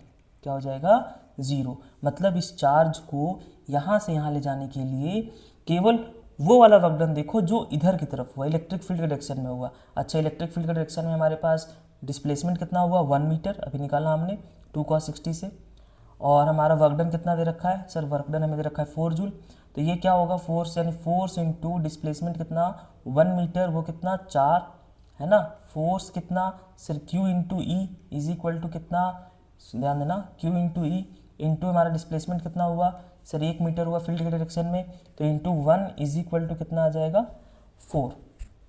ठीक है, तो यहाँ से क्या पता चल रहा है कि जो QE है वो किसके बराबर आ गया 4 के बराबर आ गया। चार्ज हमें सवाल में दे रखा है, कितना दे रखा है चार्ज 0.2 कूलम, तो यहाँ पे 0.2 कूलम लिख दो, इलेक्ट्रिक फील्ड को E लिख दिया, तो 4 इलेक्ट्रिक फील्ड आ जाएगा हमारे पास 4/0.2, eventually it will become 20 volt per metre. ये हमारा इलेक्ट्रिक फील्ड आ जाएगा। ठीक है, क्या आ जाएगा न्यूटन पर कूलम, क्या कर रहा हूँ मैं 20 न्यूटन पर कूलम। ये आपका आंसर निकल के आया। तो इस पार्टिकुलर कॉन्सेप्ट से मैंने आपको क्या सिखाया, मैंने आपको सिखाया कि इलेक्ट्रिक फील्ड के डायरेक्शन में तो पोटेंशियल चेंज होता है, लेकिन अगर आप इलेक्ट्रिक फील्ड के परपेंडिकुलर डायरेक्शन में जा रहे हैं तो पोटेंशियल चेंज नहीं होता। और दूसरी बात कि जो वर्क डन है वो किधर करना पड़ेगा, जिधर पोटेंशियल चेंज हुआ है। जिधर पोटेंशियल चेंज ही नहीं हुआ जिस डायरेक्शन में, उस डायरेक्शन में कोई वर्क डन नहीं करना पड़ेगा। जिस डायरेक्शन में डेल्टा V 0 है उधर वर्क डन 0 होगा। ठीक है, चलो अगला सवाल देखते हैं। A sphere encloses an electric dipole, एक स्फेयर है उसके अंदर हमारे पास एक इलेक्ट्रिक डायपोल है +- 3 × 10⁻⁶ coulomb. What is the total electric flux across the sphere. अब देखो जो फ्लक्स है गॉस लॉ से क्या होता है Q enclose by epsilon not. अब देखो अंदर यहाँ जो चार्जेस है ना, ध्यान रखना गॉस लॉ में जो चार्जेस हैं उसको हमेशा साइन के साथ रखते हैं। कैसे रखते हैं, साइन के साथ। तो देखो Q इन कितना हो गया बच्चे 0 हुआ कि नहीं हुआ। Q इन हमारे पास क्या हो जाएगा सर, अंदर प्लस भी है और माइनस भी, मतलब अंदर प्लस Q भी है और माइनस Q भी है, तो फ्लक्स क्या आ गया 0 है ना, क्योंकि हमारे पास Q इनक्लोज 0 है। Q इनक्लोज 0 कैसे, क्योंकि जितना चार्ज प्लस में उतना ही चार्ज माइनस में। अगला सवाल देखना, the electric field in a certain region is acting radially outward and is given by E is equal to AA। हमारे पास जो इलेक्ट्रिक फील्ड है वो कितना दिया है A इंटू A। ठीक है, a charge content in a sphere of radius A, ठीक है कोई बात नहीं, centre at the origin of the field is given by. Okay, देखो इलेक्ट्रिक फील्ड ऐसे दिया है, हमसे बोला है कि एक A रेडियस में टोटल कितना चार्ज इनक्लोज्ड है, मुझे ये बताओ। मैंने कहा देखो एक बात बताओ भाई, क्या तुम मुझे इस सरफेस पे इलेक्ट्रिक फील्ड बता सकते हो। मैंने कहा हाँ बता सकते हैं। कैसे, क्योंकि सर यहाँ पे A को हम A डाल देंगे तो इलेक्ट्रिक फील्ड तो A इंटू A है। ठीक है, ठीक, कोई दिक्कत की बात नहीं है। अब मुझे गॉस लॉ क्या बोलता है हमसे, गॉस लॉ क्या बोलता है, गॉस लॉ बोलता है close integral of E dot dA is equal to Q in by epsilon naught, है ना, जहाँ पे इलेक्ट्रिक फील्ड क्या होता है गॉसियन सरफेस का होता है। अब यहाँ पर देखो जो इलेक्ट्रिक फील्ड है वो इसका हमें निकालना है, कितना इलेक्ट्रिक फील्ड आएगा? सर इस फॉर्मूले में हमें दे रखा है E is equal to A into A, तो इलेक्ट्रिक फील्ड तो क्या लिख दो, ए इंटू ए। एरिया क्या हो जाएगा इस स्फीयर का? सर वो हो जाएगा 4 पाई आर स्क्वायर मतलब A square is equal to D A, बगल में क्या आ जाएगा, डी ए। ठीक है, ओके। अब ये डी ए लेते हैं हम, मैंने कहा डी ए लेते हैं, और हम क्या करते हैं, इसका इंटीग्रेशन करते हैं। लेकिन एक चीज़ दिख रहा है हमें कि ये जो टर्म है ना, E integral of E dot D A, electric field चूँकि कांस्टेंट है, A into A is a constant, 4 pi A square is a constant, तो डी ए की ज़रूरत है नहीं। ठीक है, तो यहाँ पे क्यू इन हमें निकालना है, तो क्यू इन बाय का क्या आ जाएगा, एप्सिलॉन नॉट। अब चूंकि हमने यहाँ पे कोई एलिमेंट नहीं लिया है ना, हमने कोई यहाँ पे एलिमेंट नहीं लिया है, तो सीधा हम क्या लिख सकते हैं, इलेक्ट्रिक फील्ड तो मालूम, इलेक्ट्रिक फील्ड तो मालूम, सर वो हमारे पास ए, और वहाँ का एरिया कितना, क्योंकि ई डॉट ए ले रहे हैं सिंपली हम, क्योंकि इलेक्ट्रिक फील्ड कांस्टेंट है ना इस पर्टिकुलर लाइन पे, कांस्टेंट नहीं होता तब ये फॉर्मूला हम यूज़ करते हैं इंटीग्रेशन वाला। और एरिया हमें मालूम है 4 पाई आर स्क्वायर या ए स्क्वायर, तो क्यू इन कितना आ जाएगा, क्यू इन आ जाएगा 4 pi A cube into epsilon naught, 4 pi A cube into epsilon naught. ठीक है, ये ऑप्शन हमारा भी आ जाएगा। बहुत सिंपल सवाल है, ठीक है, कोई ऐसा क्रिटिकल गेम नहीं है, इजी क्वेश्चन। अगला क्वेश्चन देखते हैं। अटेम्प्ट करो, ये इजी सवाल है, ट्राई करो।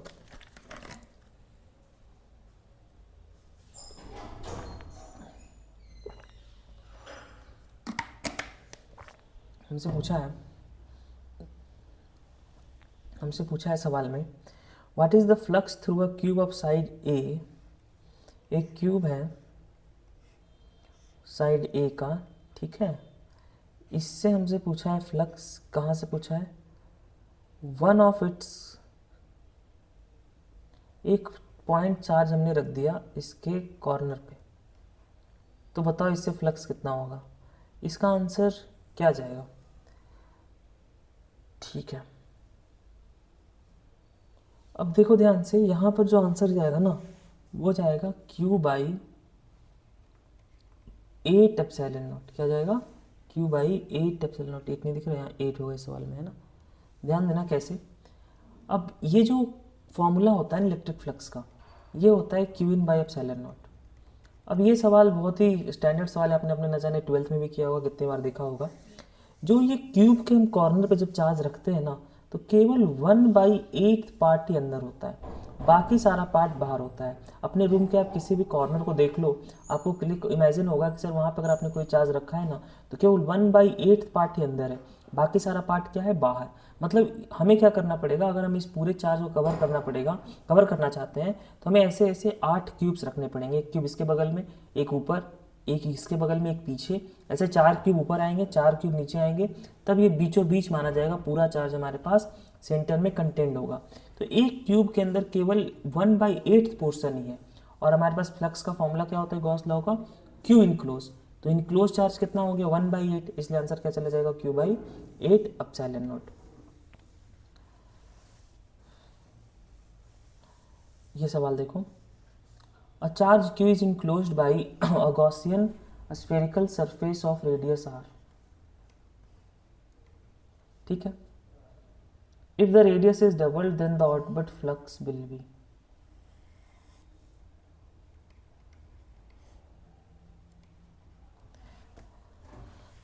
हमने क्या किया, रेडियस को डबल कर दिया। पहले फ्लक्स फाई था, यानी हमारे पास पहले फ्लक्स कुछ भी था, फाई था, तो अब फ्लक्स क्या होगा।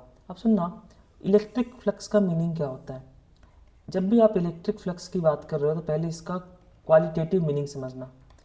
क्वालिटेटिव मीनिंग है the number of field lines या इलेक्ट्रिक फील्ड लाइंस पासिंग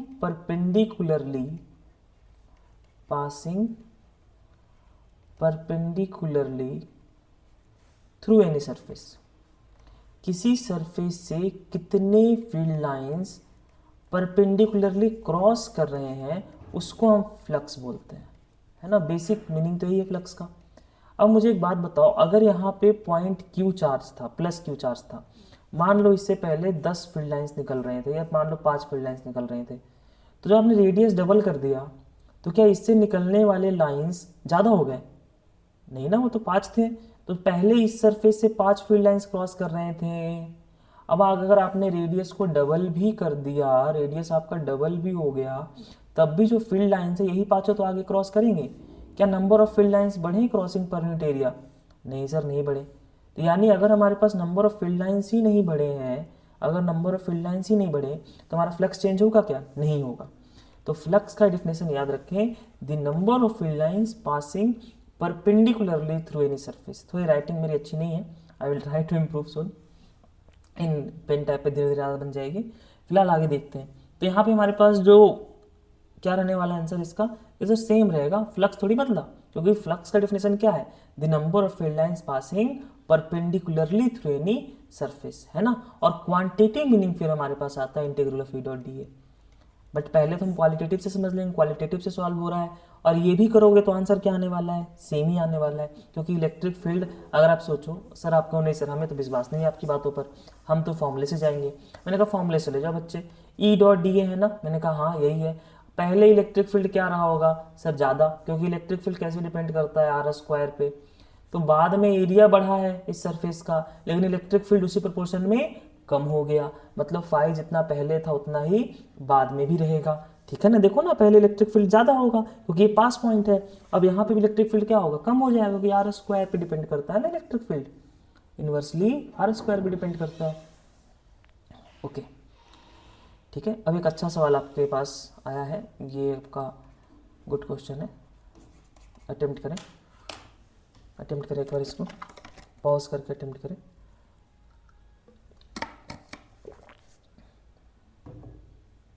देखो माइक सही नहीं लग रहा ना, ठीक है भैया, माइक से चल रहा काम। चलो देखते हैं। Hollow cylinder has a charge Q coulomb within it. एक हॉलो सिलेंडर, उसके अंदर Q चार्ज है, ठीक है। If phi is the electric flux with the curved surface B, ये जो हमारा B कर्व्ड सरफेस है ना, इससे हमारा जो फ्लक्स है, कर्व्ड सरफेस है, वो हमें फाई है। हमसे पूछा है कि A से, और सरफेस A से तुम मुझे इसी यूनिट में बताओ फ्लक्स कितना होगा, सेम यूनिट में। मैंने कहा देखो सर ये सिलेंडर है, मैंने कहा हाँ, इस सिलेंडर के बारे में तुम मुझे एक बात बताओ, इसके कर्व्ड सरफेस एरिया से आपको फ्लक्स मालूम है फाई, ठीक है। आपको दिख रहा है कि ये वाला जो सरफेस है ना, अब ये वाला जो सरफेस है, अब चार्ज मान लो यहाँ हो, चाहे यहाँ हो चाहे कहीं और हो, अगर 3 लाइन इससे निकली हैं तो वही 3 लाइन यहाँ से भी निकलेंगी, जो भी कॉन्सेप्ट सिखाया मैंने, है ना, क्योंकि सेम एरिया है, सबसे एरिया सेम है, चाहे दूर हो चाहे पास हो, थोड़ा टाइम बाद निकलेंगे, लेकिन फील्ड लाइंस तो उतनी ही निकलेंगी। मतलब जो फ्लक्स इससे होगा वही सेम फ्लक्स सी से भी होगा। तो पहला पॉइंट तो हमने ये जज किया कि जो फ्लक्स ए से है सर वही फ्लक्स सी से है। मैंने कहा ठीक है। अच्छा, गॉस लॉ क्या बोलता है सर? गॉस लॉ बोलता है total flux is equal to Q in by epsilon naught. बिल्कुल सही बात है, भी कोई दिक्कत नहीं है। टोटल फ्लक्स कितना हो जाएगा सर? ए से जो फ्लक्स है और जो सी से फ्लक्स है वो दोनों बराबर हो गया, तो पहले हम पूरा लिख देते हैं, psi A plus psi C plus curved surface area से फ्लक्स हमें दे रखा है फाई। अब साई ए और साई सी तो बराबर है, तो हम क्या लिख सकते हैं सर? हम लिख सकते हैं, अरे अरे ऐसे गलतियाँ क्यों हो जा रही है, देखो जरा, अब क्या लिख सकते हैं हम सर? हम लिख सकते हैं, ध्यान देना यहाँ पे, ठीक है ना, हम क्या लिख सकते हैं? अरे कहाँ जा रहा है यार, इधर आ जा, ठीक है। हम लिख सकते हैं 2 psi A plus psi is equal to Q by epsilon naught. तो हमारा साई ए कितना आ जाएगा sir? Q by epsilon naught minus का फाई डिवाइडेड बाई 2। ये ऑप्शन देख लो भाई कौन सा है, ये ऑप्शन नंबर हो गया डी, ठीक है। बहुत सिंपल सी बात थी, सिंपल कॉन्सेप्ट मैंने आपको सिखा दिया, बहुत ज़्यादा टिपिकल सवाल नहीं है, बट ये सवाल नीट के अंदर आया और बहुत ही इंपॉर्टेंट है। बच्चे गलती कर देते हैं फ्लक्स के सवालों में, गलती नहीं करनी है ना। फ्लक्स को सोचें, जो मैंने बताया जैसे आपको कि number of electric field lines, किसी भी सरफेस से कितनी फील्ड लाइंस परपेंडिकुलर डायरेक्शन में क्रॉस कर रही हैं, वही आपका इलेक्ट्रिक फ्लक्स है, ठीक है। नंबर क्या? नंबर, ये नंबर है, क्या है? नंबर है, ठीक है। आगे ठीक है, अब इस सवाल को देखेंगे। ये सवाल थोड़ा अच्छा सवाल है, थोड़े टाइम बाद इसे देखते हैं। ठीक है, थोड़े टाइम बाद देखेंगे, सिर्फ थोड़े टाइम बाद देखेंगे क्योंकि अच्छा सवाल है, अच्छे से कराऊंगा उसे। अ charge Q is located at the centre of the cube. एक चार्ज क्यू को हमने सेंटर ऑफ द क्यूब पे रख लिया। मैंने कहा अच्छी बात है, ठीक है, अच्छी बात है, हमने चार्ज क्यू को रख लिया सेंटर पे। हमसे पूछा है electric flux through any one surface. अब देखो अंदर ही कहीं हूँ, सेंटर पे रखा है तो हर जगह डिस्टेंस भी बराबर है ना। नंबर ऑफ फील्ड लाइंस भी क्या निकलेंगी, बराबर निकलेंगी। तो टोटल फ्लक्स कितना हो जाएगा 6 फेसेस से? सर वो तो Q in by epsilon naught. तो एक फेज से कितना होगा सर? 6 से डिवाइड कर दो तो Q in by 6 epsilon not. देख लो भाई। अच्छा ये 4 पाई के टर्म में खेल रहा है क्या? 4 पाई परसेंट बनाना है? अरे बना लो यार, इतना क्यों डरना। क्यू इन, अच्छा क्यू इन, ठीक है। पाई की टर्म में चाहिए ना, नीचे 4 पाई दिख रहा है ना। मैंने कहा सर देखो दे दो नीचे 4 pi epsilon not, 6 into 4 pi epsilon naught. तो ऐसे थोड़े दे दोगे, ऊपर भी तो 4 पाई देना पड़ेगा ना। हाँ दे दिया, तो ये आ जाएगा हमारे पास 2, है ना। कौन सा ऑप्शन दिख रहा है? Pi Q upon 6 into 4 pi epsilon naught. अच्छा इसको 6 ही रखा है, क्या है, कुछ नहीं है, ये सब फालतू करा रहे हैं तो कुछ भी नहीं है। 6 ही रखो तो भाई ये हो जाएगा 4 pi Q in upon 6 into 4 pi epsilon naught. ठीक है, उसी टर्म को आगे पीछे अरेंज कर लिया वैसे। हाँ भाई अगला सवाल देखते हैं। अ पॉइंट चार्ज प्लस क्यू, हमारे पास एक पॉइंट चार्ज प्लस क्यू है, हमने रखा है at the mid point of a cube of side L. एक क्यूब है उसके अंदर हमने किसी मिड पॉइंट मतलब बेसिकली सेंटर पे रखा है, सेंटर पे रखा है। और हमसे क्या पूछा है? The electric flux emerging from the cube. अभी सवाल किया था हमने, कितना आ जाएगा Q by epsilon not. Total हमारा चार्ज कितना अंदर है, क्यू चार्ज अंदर है, तो हमारे पास आंसर क्या चला जाएगा क्यू बाई एप्सिलॉन नॉट। हमने किसी साइड के मिड पॉइंट में नहीं रखा है, हमें बोला है mid point of a cube, एक क्यूब के मिड पॉइंट पे रखा है, तो हमारा आंसर क्या क्यू बाई एप्सिलॉन नॉट। बहुत सिंपल सवाल। अगला सवाल देखते हैं। हाँ ये अच्छा सवाल है, थोड़ा गुड क्वेश्चन, देखना जरा। सवाल हमसे बोल रहा है two pith balls carrying equal charges are suspended from a common point. हमारे पास 2 पिथ बॉल्स है, एक ही और एक ही, इनको हमने कॉमन पॉइंट से सस्पेंड किया है by strings of equal length, मतलब इसका लेंथ भी एल है और इसका लेंथ भी क्या है एल। सवाल हमसे पूछ रहा है इक्विलिब्रियम सेपरेशन आर दे रखा है। Now the strings are rigidly clamped at half of the height. यानी पहले हमारे पास ये वाई हाइट पर था, अब ये y/2 हाइट पर है। तो अब हमारा जो इक्विलिब्रियम सेपरेशन है वो क्या आएगा? तो सबसे पहले तो हम इस डायग्राम को एक बार फिर से थोड़ा सा बनाता हूँ, हालांकि आप खुद ही इमेजिन कर लोगे, ऐसी कोई बड़ी बात नहीं है ना। अब देखो ध्यान से, ये हमारा इक्विलिब्रियम पोजीशन, हमारे पास सेपरेशन मान लो आर है ना, और ये हमारा क्या है एंगल, मान लेते हैं हम थीटा है। तो ये वाला जो फोर्स है वो क्या होगा? टेंशन फोर्स होगा। और यहाँ पर दोनों पे चार्ज हमारे पास क्या बोला है? इक्वल बोला है। तो इस पर अगर हम इक्विलिब्रियम में देखें तो एक क्यू फोर्स ये, एक क्यू चार्ज यहाँ, एक क्यू चार्ज यहाँ, तो यहाँ पे हमारे पास इक्विलिब्रियम में क्या आएगा फोर्स? वो आएगा K Q square upon R square. Tension का ये वाला एंगल कितना सर? ये वाला एंगल थीटा है ना, ये थीटा है तो ये भी थीटा, तो ये वाला कंपोनेंट कितना आ जाएगा? ये आ जाएगा टी साइन थीटा। तो बेसिकली हमारे पास अगर इक्विलिब्रियम आना है तो हम क्या बोलेंगे कि जो टी साइन थीटा है वो किसके बराबर हो जाएगा बच्चे? वो बराबर हो जाएगा K Q square upon R square के। बिल्कुल सही बात है। अब मुझे एक बात बताओ, साइन थीटा कितना होगा? सर इक्विलिब्रियम है तो ये थीटा तो ये भी थीटा। अब यहाँ पे बताओ हमारे पास साइन थीटा कैलकुलेट करना है। साइन थीटा क्या होगा? परपेंडिकुलर, परपेंडिकुलर मतलब r/2 है ना। अच्छा एक बार एक चीज़ और देखो, एक काम और कर लेते हैं हम यहाँ पे साथ साथ, कि यहाँ पे t का एक कंपोनेंट और क्या होगा? t cos theta. और अगर इक्विलिब्रियम है तो ये किसे बैलेंस कर रहा होगा? mg को बैलेंस कर रहा होगा। तो यहाँ से मैं ऐसे भी लिख सकता हूँ t cos theta is equal to mg। मैंने कहा सर बिल्कुल लिख सकते हैं। अगर मैं इन दोनों को डिवाइड कर दूँ तो आपको क्या दिख रहा है? tan theta is equal to Q square K Q square upon R square M G. ये हमारा क्या आ जाएगा? tan थीटा आ जाएगा। अच्छा अब इस डायग्राम को देखो, इस राइट एंगल ट्राइंगल को देखो और tan थीटा बताओ मुझे। tan थीटा सर ये r था, ये r/2 होगा, और ये हमारे पास सेपरेशन क्या बोल दिया हमने? y बोल दिया। तो tan थीटा हमारे पास आ जाएगा r/2 into Y is equal to K Q square upon R square M G. ध्यान देना बच्चे, हमने क्या लिखा अभी? जो हमारा tan थीटा है वो आ जाएगा r/2 r/2 था, और यहाँ पे हमारे पास ये क्या आ गया? K Q square K Q square upon R square into M G. अब यहाँ से देखो हमारे पास आर क्यूब आ जाएगा। हाँ sir, R cube is equal to क्या आ रहा है, K Y square K Q square upon M G into एक 2 मल्टीप्लाई हो जाएगा और बगल में वाई। ये देखो ये जो पूरा का पूरा टर्म है ना, ये पूरा का पूरा टर्म कांस्टेंट है, ना ही के चेंज होगा, ना ही क्यू चेंज होगा, ना ही एम जी चेंज होगा, ना ही 2 चेंज होगा। मतलब जो आर क्यूब है वो डायरेक्टली प्रोपोर्शनल है किसके, वाई के। मैंने कहा सर बिल्कुल सही बात है। तो हम दोनों केसेस में क्या होगा हमारे पास, दूसरे केस में क्या हो रहा है, हम y को क्या कर दे रहे हैं, y बाई 2 कर दे रहे हैं।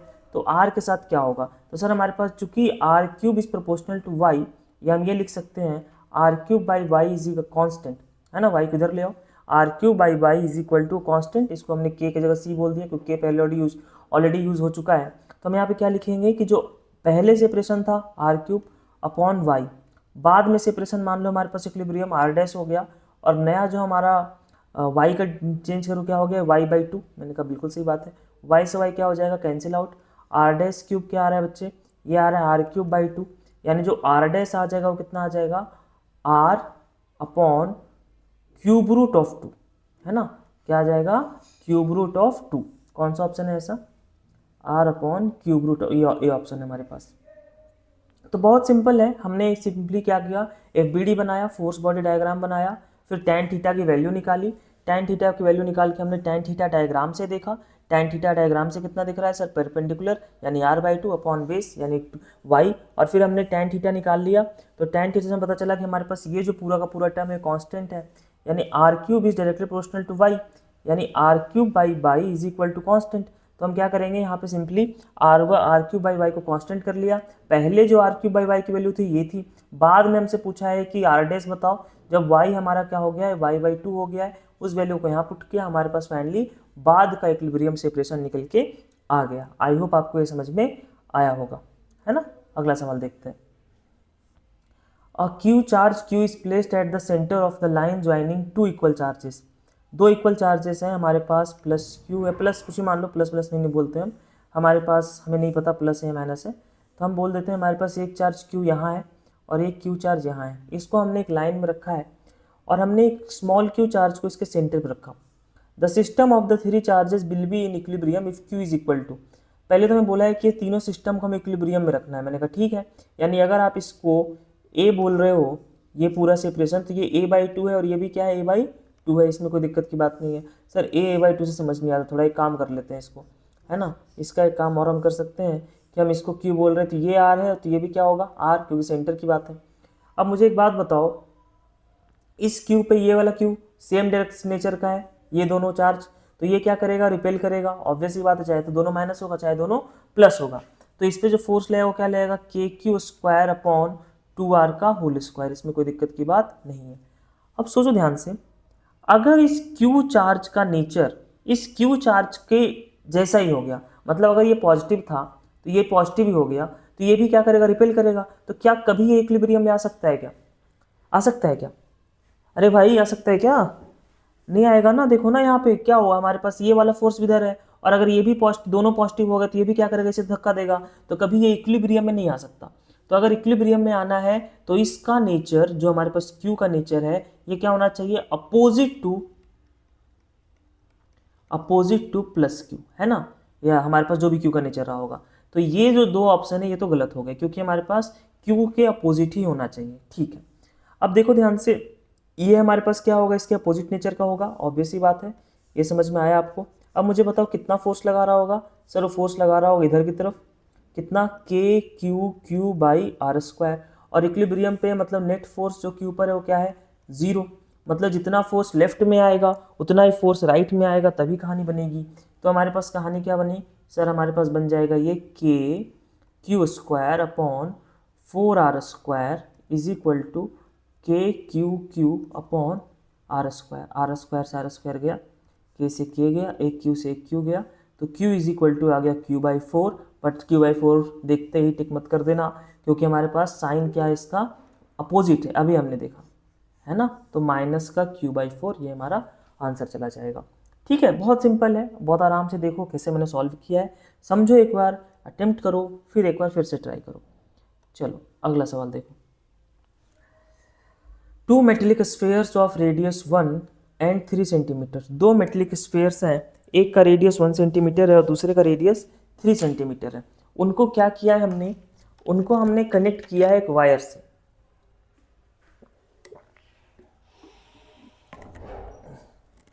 और हमसे हमसे यहाँ पे फाइनल चार्ज बिगर स्फीयर पे पूछा गया है। तो ये हमारा एक हो गया 1 सेंटीमीटर वाला, और ये हमारा दूसरा हो गया 3 सेंटीमीटर वाला। पहले दोनों पे चार्ज हमें दे रखा है, मान लो इस पे Q1 था और इस पे Q2 था, ठीक है। टोटल चार्ज बता दो पहले कितना था, वो कितना हो जाएगा, Q1 plus Q2 that is 5 - 1 यानी 4 × 10⁻⁻² कूलम। ये हमारा टोटल चार्ज था।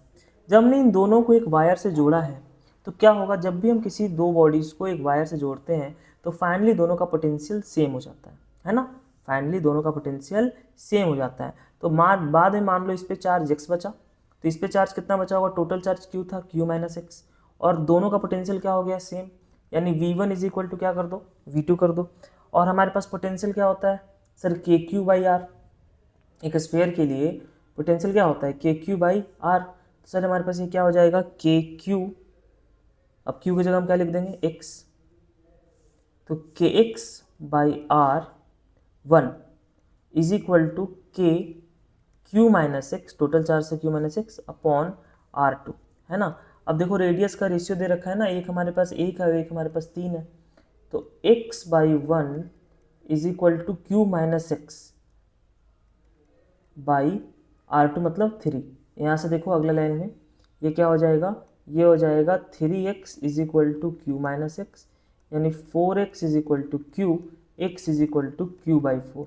मतलब जो छोटे वाले स्फीयर पे चार्ज आया वो Q/4 आया। तो इस पे चार्ज कितना आ जाएगा, मैंने कहा सर इस पे चार्ज अभी बता दो, x आ गया Q/4, तो हमारे पास ये वाला चार्ज कितना है, Q - x।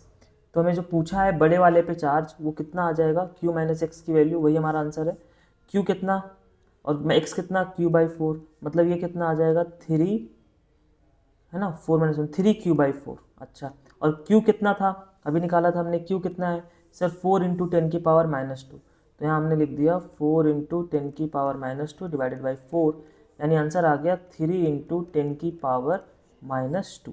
कौन सा ऑप्शन है, बी ऑप्शन आ गया। बहुत सिंपल है, जब भी आपसे बोला जाए कि दो मेटल स्फीयर हैं, उनको टच करा दिया है या दोनों को एक वायर से जोड़ दिया है, ठीक है ना, फिर अलग कर दिया है, सिंपल कॉन्सेप्ट है कि सर जैसे ही आपने टच कराया उस फाइनली चार्ज का फ्लो कब तक होगा, जब तक दोनों का पोटेंशियल सेम ना हो जाए। पोटेंशियल सेम होने पर चार्ज का फ्लो रुक जाएगा, चाहे आप उसे कांटेक्ट में रखें चाहे अलग अलग कर दें। तो फाइनली हमारे पास क्या हुआ, दोनों का पोटेंशियल सेम हो गया, तो हमने V1 = V2 किया और हमारे पास आंसर निकल के आ गया। इस वाले मेथड से हमने मान लिया कि बाद में इस पे चार्ज x बचा, तो इस पे Q - x बचा होगा, क्योंकि पहले टोटल चार्ज इतना था, चार्ज तो कंजर्व ही रहना है भाई। अगर दोनों चार्ज का समेशन 4 × 10⁻² है पहले है, तो बाद में भी इतना ही होना है, ठीक है। इस पे 3 × 10⁻² आ गया है, और ये हमारे पास Q/4 कर दोगे तो हमारे पास यानी 1 × 10⁻² अगले पे रहा होगा। चलो ठीक है भाइयों, PYQs तो समाप्त हो गए, बट मैंने एक PYQ छोड़ा था ये बोलकर के अच्छा सवाल है, चलिए उस वाले PYQ को कवर करते हैं, है ना। वो वाला PYQ कवर करते हैं भाई जो हमने छोड़ रखा है। एक सवाल हमने छोड़ा था ना, अच्छा सवाल था काफ़ी, हाँ ये वाला, ये एक बहुत ही अच्छा सवाल JEE मेंस लेवल का आपके पेपर में आया हुआ है, इसको हम सॉल्व करते हैं। देखो ध्यान से, 2 identical charge spheres suspended from a common point by 2 massless strings of length L। मैं इसके लिए अलग डायग्राम बना रहा हूँ। हमसे बोला है कि दो चार्जेस हैं, ये एक चार्ज है, ये एक दूसरा चार्ज है, इनको हमने L लेंथ के सेपरेशन से ऐसे हमने रख रखा है, इनके बीच में हमारे पास क्या है, अभी D सेपरेशन है, ठीक है, ये हमारे पास D सेपरेशन है। और एक डेटा और दिया है कि जो D है ना, वो हमारे पास काफ़ी छोटा है इन कंपेरिजन टू L। अच्छा आगे देखो, आगे क्या बोलता है, the charge begins to leak from both the sphere at the constant rate. मतलब यहाँ से चार्ज क्या हो गया भैया, लीक करने लग गया। अब अगर हमारे पास यहाँ से चार्ज लीक कर रहा है तो आपको क्या पता है, जैसे चार्ज लीक हो रहा है मतलब चार्ज की वैल्यू कम हो रही है, चार्ज की वैल्यू कम हो रही है मतलब हमारे पास जो फोर्स है वो डायरेक्टली प्रोपोर्शनल होता है Q² के। तो अगर चार्ज कम हो रहा है तो फोर्स कम हो रहा है, इसका मतलब ये दोनों आपस में क्या आने लग जाएंगे, क्लोज आने लग जाएंगे। पहले जो दूर हैं ये दोनों, अब क्या हो जाएगा, ये दोनों हमारे पास पास आने लग जाएंगे। यही सवाल ने बोला है हमसे कि हमारे पास the charges begin to leak from both the spheres at a constant rate. इसका मतलब जो हमारा dq/dt है, जिस रेट से हमारे पास ये चार्ज लीक कर रहा है वो हमारे पास क्या है बच्चे, कांस्टेंट है। dq/dt क्या है, कांस्टेंट है। आगे सवाल में हमसे क्या बोल रहा है, लीक करने लग गया और ये क्या होने लग गया, एज अ रिजल्ट एक दूसरे के पास आने लग गए, है ना। अब एक दूसरे के पास आने लग गए। मान लो किसी टाइम t पर ये दोनों हमारे पास आ रहे हैं और अब जो पहले सेपरेशन d था, अब सेपरेशन x बचा है। क्या बचा है, सेपरेशन x बचा है। मैंने कहा ठीक है सर, इसमें कोई दिक्कत की बात नहीं है। और हमें क्या बताना है, हमें बताना है इस सवाल में कि जिस वेलोसिटी से ये पास आ रहे हैं ना, वो x का कैसा फंक्शन है, x पे कैसे डिपेंड करता है। हमसे क्या पूछा है कि जो वेलोसिटी है वो x पर कैसे डिपेंड करता है। तो मैंने कहा देखो एक बात बताओ सर, मैंने कहा हाँ पूछो, कि एक बात बताओ कि यहाँ पे ये जो हमारे पास है धीरे धीरे लीक हो रहा है। मैंने कहा हाँ, इसमें कोई दिक्कत नहीं है सर, धीरे धीरे लीक कर रहा है। मैंने कहा अच्छी बात है, लीक करने दो, कोई दिक्कत नहीं है। हम तो ये देख रहे हैं कि भाई केस तो वैसा ही जो थोड़ी देर पहले एक सवाल किया था हमने, है ना। अगर मैं बोलूँ कि यहाँ टेंशन टी है, बुरी बात है क्या, नहीं सर कोई बुरी बात नहीं है। अगर मैं बोलूँ कि इधर हमारे पास इसका एक कॉम्पोनेंट आएगा, इधर एक कॉम्पोनेंट आएगा, मैंने कहा हाँ बिल्कुल सही बात है ना। तो मुझे बताओ किसी टाइम पर हमारे पास ये टी का कौन सा कॉम्पोनेंट आएगा सर, ये आएगा टी कॉस थीटा। वो किसे बैलेंस कर रहा होगा सर, वो एम जी को कर रहा होगा। अच्छा, ये कॉस थीटा ये एम जी को बैलेंस कर रहा होगा। अच्छा, टी साइन थीटा किसको बैलेंस कर रहा होगा sir, T sine theta balance कर रहा होगा इक्विलिब्रियम फोर्स को, जबकि के Q square upon X square, क्योंकि धीरे धीरे लिख कर रहा है हमारे पास, हर जगह इक्विलिब्रियम पे बना हुआ है। तो ये टी साइन थीटा अगर किसी टाइम पे देखेंगे तो ये हमारे पास जो है वो के Q square upon X square को बैलेंस कर रहा होगा, तभी हमारे पास ये इक्विलिब्रियम पे बना हुआ था स्टार्टिंग में। धीरे धीरे हमारे पास बहुत स्लोली चार्जेस लीक कर रहा है, ठीक है। तो हम T sine theta is equal to almost equal to K Q square upon X square. यहाँ से टैन थीटा बताओ सर, अभी थोड़ी देर पहले आपने बताया था। तो tan theta is equal to क्या आ जाएगा, डिवाइड कर दिया हमने इक्वेशन नंबर 2 को इक्वेशन नंबर 1 से। तो टैन थीटा क्या बताओगे बच्चे, सर टैन थीटा हम बताएंगे ये आ जाएगा K Q square upon X square into M G. अच्छी बात है, बिल्कुल अच्छी बात है। अब देखो सवाल में एक डेटा और दिया है कि जो डी है ना वो काफ़ी छोटा है इन कंपेरिजन टू एल।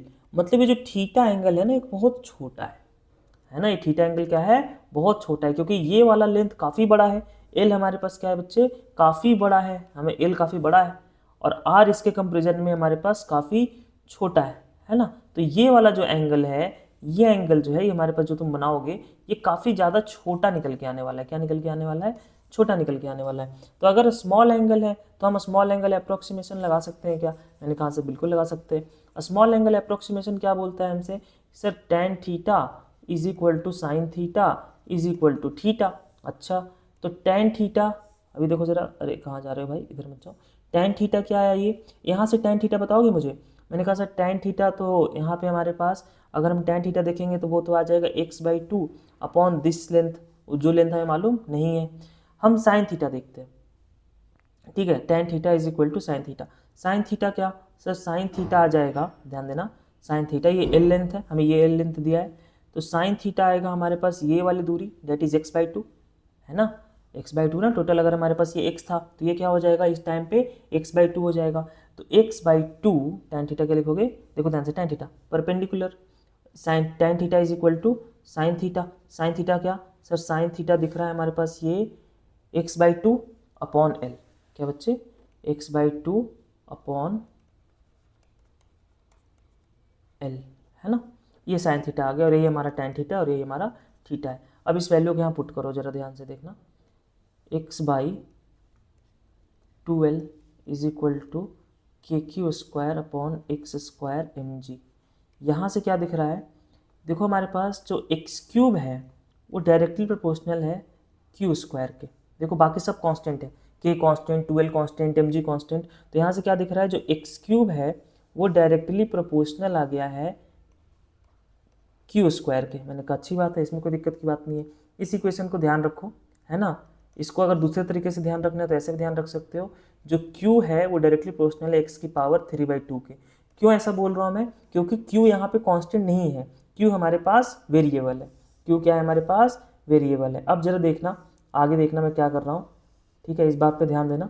इस पहले इक्वेशन को देखो, पहले इक्वेशन में हमारे पास जो x³ है वो क्यू स्क्वायर प्रोपोर्शनल है, इसको डिफ्रेंशिएट करोगे तो ऐसे लिखोगे 3x² dx/dt is proportional to 2q dq/dt। अब सवाल में देखो एक बात और बताया है हमें कि जो हमारा dq/dt है वो कांस्टेंट है। सवाल ने देखो ध्यान से बोला है कि जो dq/dt है वो क्या है हमारा कांस्टेंट रेट पे हमारे पास चार्जेस लीक कर रहे हैं। चार्ज कैसे लीक कर रहा है? कांस्टेंट रेट पे लीक कर रहा है। इसका मतलब हमारा dq/dt कांस्टेंट है। तो हमारे पास dx/dt क्या बन गया? वेलोसिटी। तो हम इसे ऐसे लिख सकते हैं 3x² is proportional to 2q, है ना। और ये तो कांस्टेंट है, इसको k मान लो, c मान लो, कोई दिक्कत की बात नहीं है। तो यहाँ तुम्हें क्या दिख रहा है कि जो x² है वो डायरेक्टली प्रोपोर्शनल है किसके? q के। और q किसके प्रोपोर्शनल है? बाई इक्वेशन 2 q किसके प्रोपोर्शनल? x की पावर 3/2 के। तो हम यहाँ क्या लिख सकते हैं? हम यहाँ लिख सकते हैं x², देखना ध्यान से, x² is proportional to q और q प्रोपोर्शनल टू x की पावर 3/2। तो हम q को क्या लिख देंगे? x की पावर 3/2, यानी हमारे पास जो v है वो किसके प्रोपोर्शनल आ गया? यहाँ से देखो इन दोनों को, अब v आ गया सर प्रोपोर्शनल x की पावर 3/2 अपॉन x, यानी v प्रोपोर्शनल आ गया x की पावर 3/2 - 1 इस, यानी यहाँ पे आ गया v is proportional to x की power -1/2 which is our answer number C. तो ये काफ़ी अच्छा सवाल था जिसमें आपका अच्छा खासा मैकेनिक्स के कॉन्सेप्ट यूज़ हुए। मैंने जैसा बताया बिना मैकेनिक्स के सवालों को सॉल्व करना एक टेढ़ी खीर होती है। तो आराम से ध्यान से देखिए कैसे हम चीज़ों को सॉल्व आउट कर रहे हैं। पहले मैंने क्या किया, मैं इसको एक बार फिर से रिवाइज कराता हूँ, फिर हम सेशन को खत्म करते हैं, है ना। हमें क्या बोला था सवाल में कि dq/dt कांस्टेंट है। मैंने कहा देखो पहले हमारे पास ये d सेपरेशन था, धीरे धीरे पहले हमारे पास यहाँ पे डी सेपरेशन पे था, ठीक है, दोनों डी दूरी पर था। उसके कुछ टाइम बाद क्या हुआ कि चार्ज लीक करना शुरू कर गया कांस्टेंट रेट से, मतलब dq/dt क्या हो गया? कांस्टेंट हो गया। तो हम मान लेते हैं किसी टाइम पर जो दूरी है वो x बनी हुई है। मैंने कहा अच्छी बात है। इस हम क्या करेंगे फिर यहाँ पे हमने सिंपली इक्वेशन ऑफ इक्विलिब्रियम लगाया, t cos theta is equal to mg, t sin theta is equal to kq² upon x²। यहाँ से tan थीटा मिल गया। इस tan थीटा को हमारे पास हम tan theta is equal to sine theta का कॉन्सेप्ट यूज़ किया, क्योंकि सवाल ने में दिया है d से काफ़ी l हमारे पास काफ़ी बड़ा है, यानी थीटा हमारे पास काफ़ी छोटा एंगल है। थीटा छोटा एंगल है तो हमने tan theta is equal to sine theta लगाया। साइन थीटा की वैल्यू इस ट्राइंगल से देखी हमने, इस वाले ट्राइंगल से साइन थीटा क्या हो जाएगा? ये x/2 हो जाएगा और ये l हो गया। तो साइन थीटा को हमने रख दिया x/2l is equal to tan theta, उसको हमने यहाँ से इक्वेट किया। तो यहाँ से हमें मिला कि जो x³ है वो x³ के प्रोपोर्शनल है। अब जैसे हमें ये मिला कि x³ q² के प्रोपोर्शनल है, तो हमें यहाँ से ये भी मिला कि q हमारे पास x की पावर 3/2 के प्रोपोर्शनल है। अब पहले इक्वेशन को जो हम डिफ्रेंशिएट करेंगे तो हमें ये रिलेशन मिला 3x²v, हमारे पास 2 dq/dt कांस्टेंट है, हमारे पास कांस्टेंट आ गया, फिर से कोई दिक्कत की बात नहीं है, इसको छोड़ सकते हैं। यहाँ से हमें क्या पता चला कि जो x²v है वो q के प्रोपोर्शनल है, और q इनिशियली किसके प्रोपोर्शनल आया था? x की पावर 3/2 के प्रोपोर्शनल आया था। तो x की पावर 3/2 को हमने यहाँ पुट कर दिया और फिर हमने v को निकाल लिया। ठीक है, ये एक अच्छा सवाल था, गुड क्वेश्चन है ना, बहुत अच्छा सवाल था ये, जिसमें आपको थोड़ा सा दिमाग लगाना था। आई होप मैंने आपको जितने PYQs कराए हैं ये सारे आपको समझ में आए होंगे। मैंने आपको मैक्सिमम सारे ही PYQs ऑलमोस्ट आपके सामने रख दिया है ना। अब हम अगले लेक्चर में मिलेंगे तो और बहुत सारी बातें करेंगे, और भी अलग अलग चैप्टर के PYQs करेंगे। ठीक है, तब तक के लिए ऑल द वेरी बेस्ट।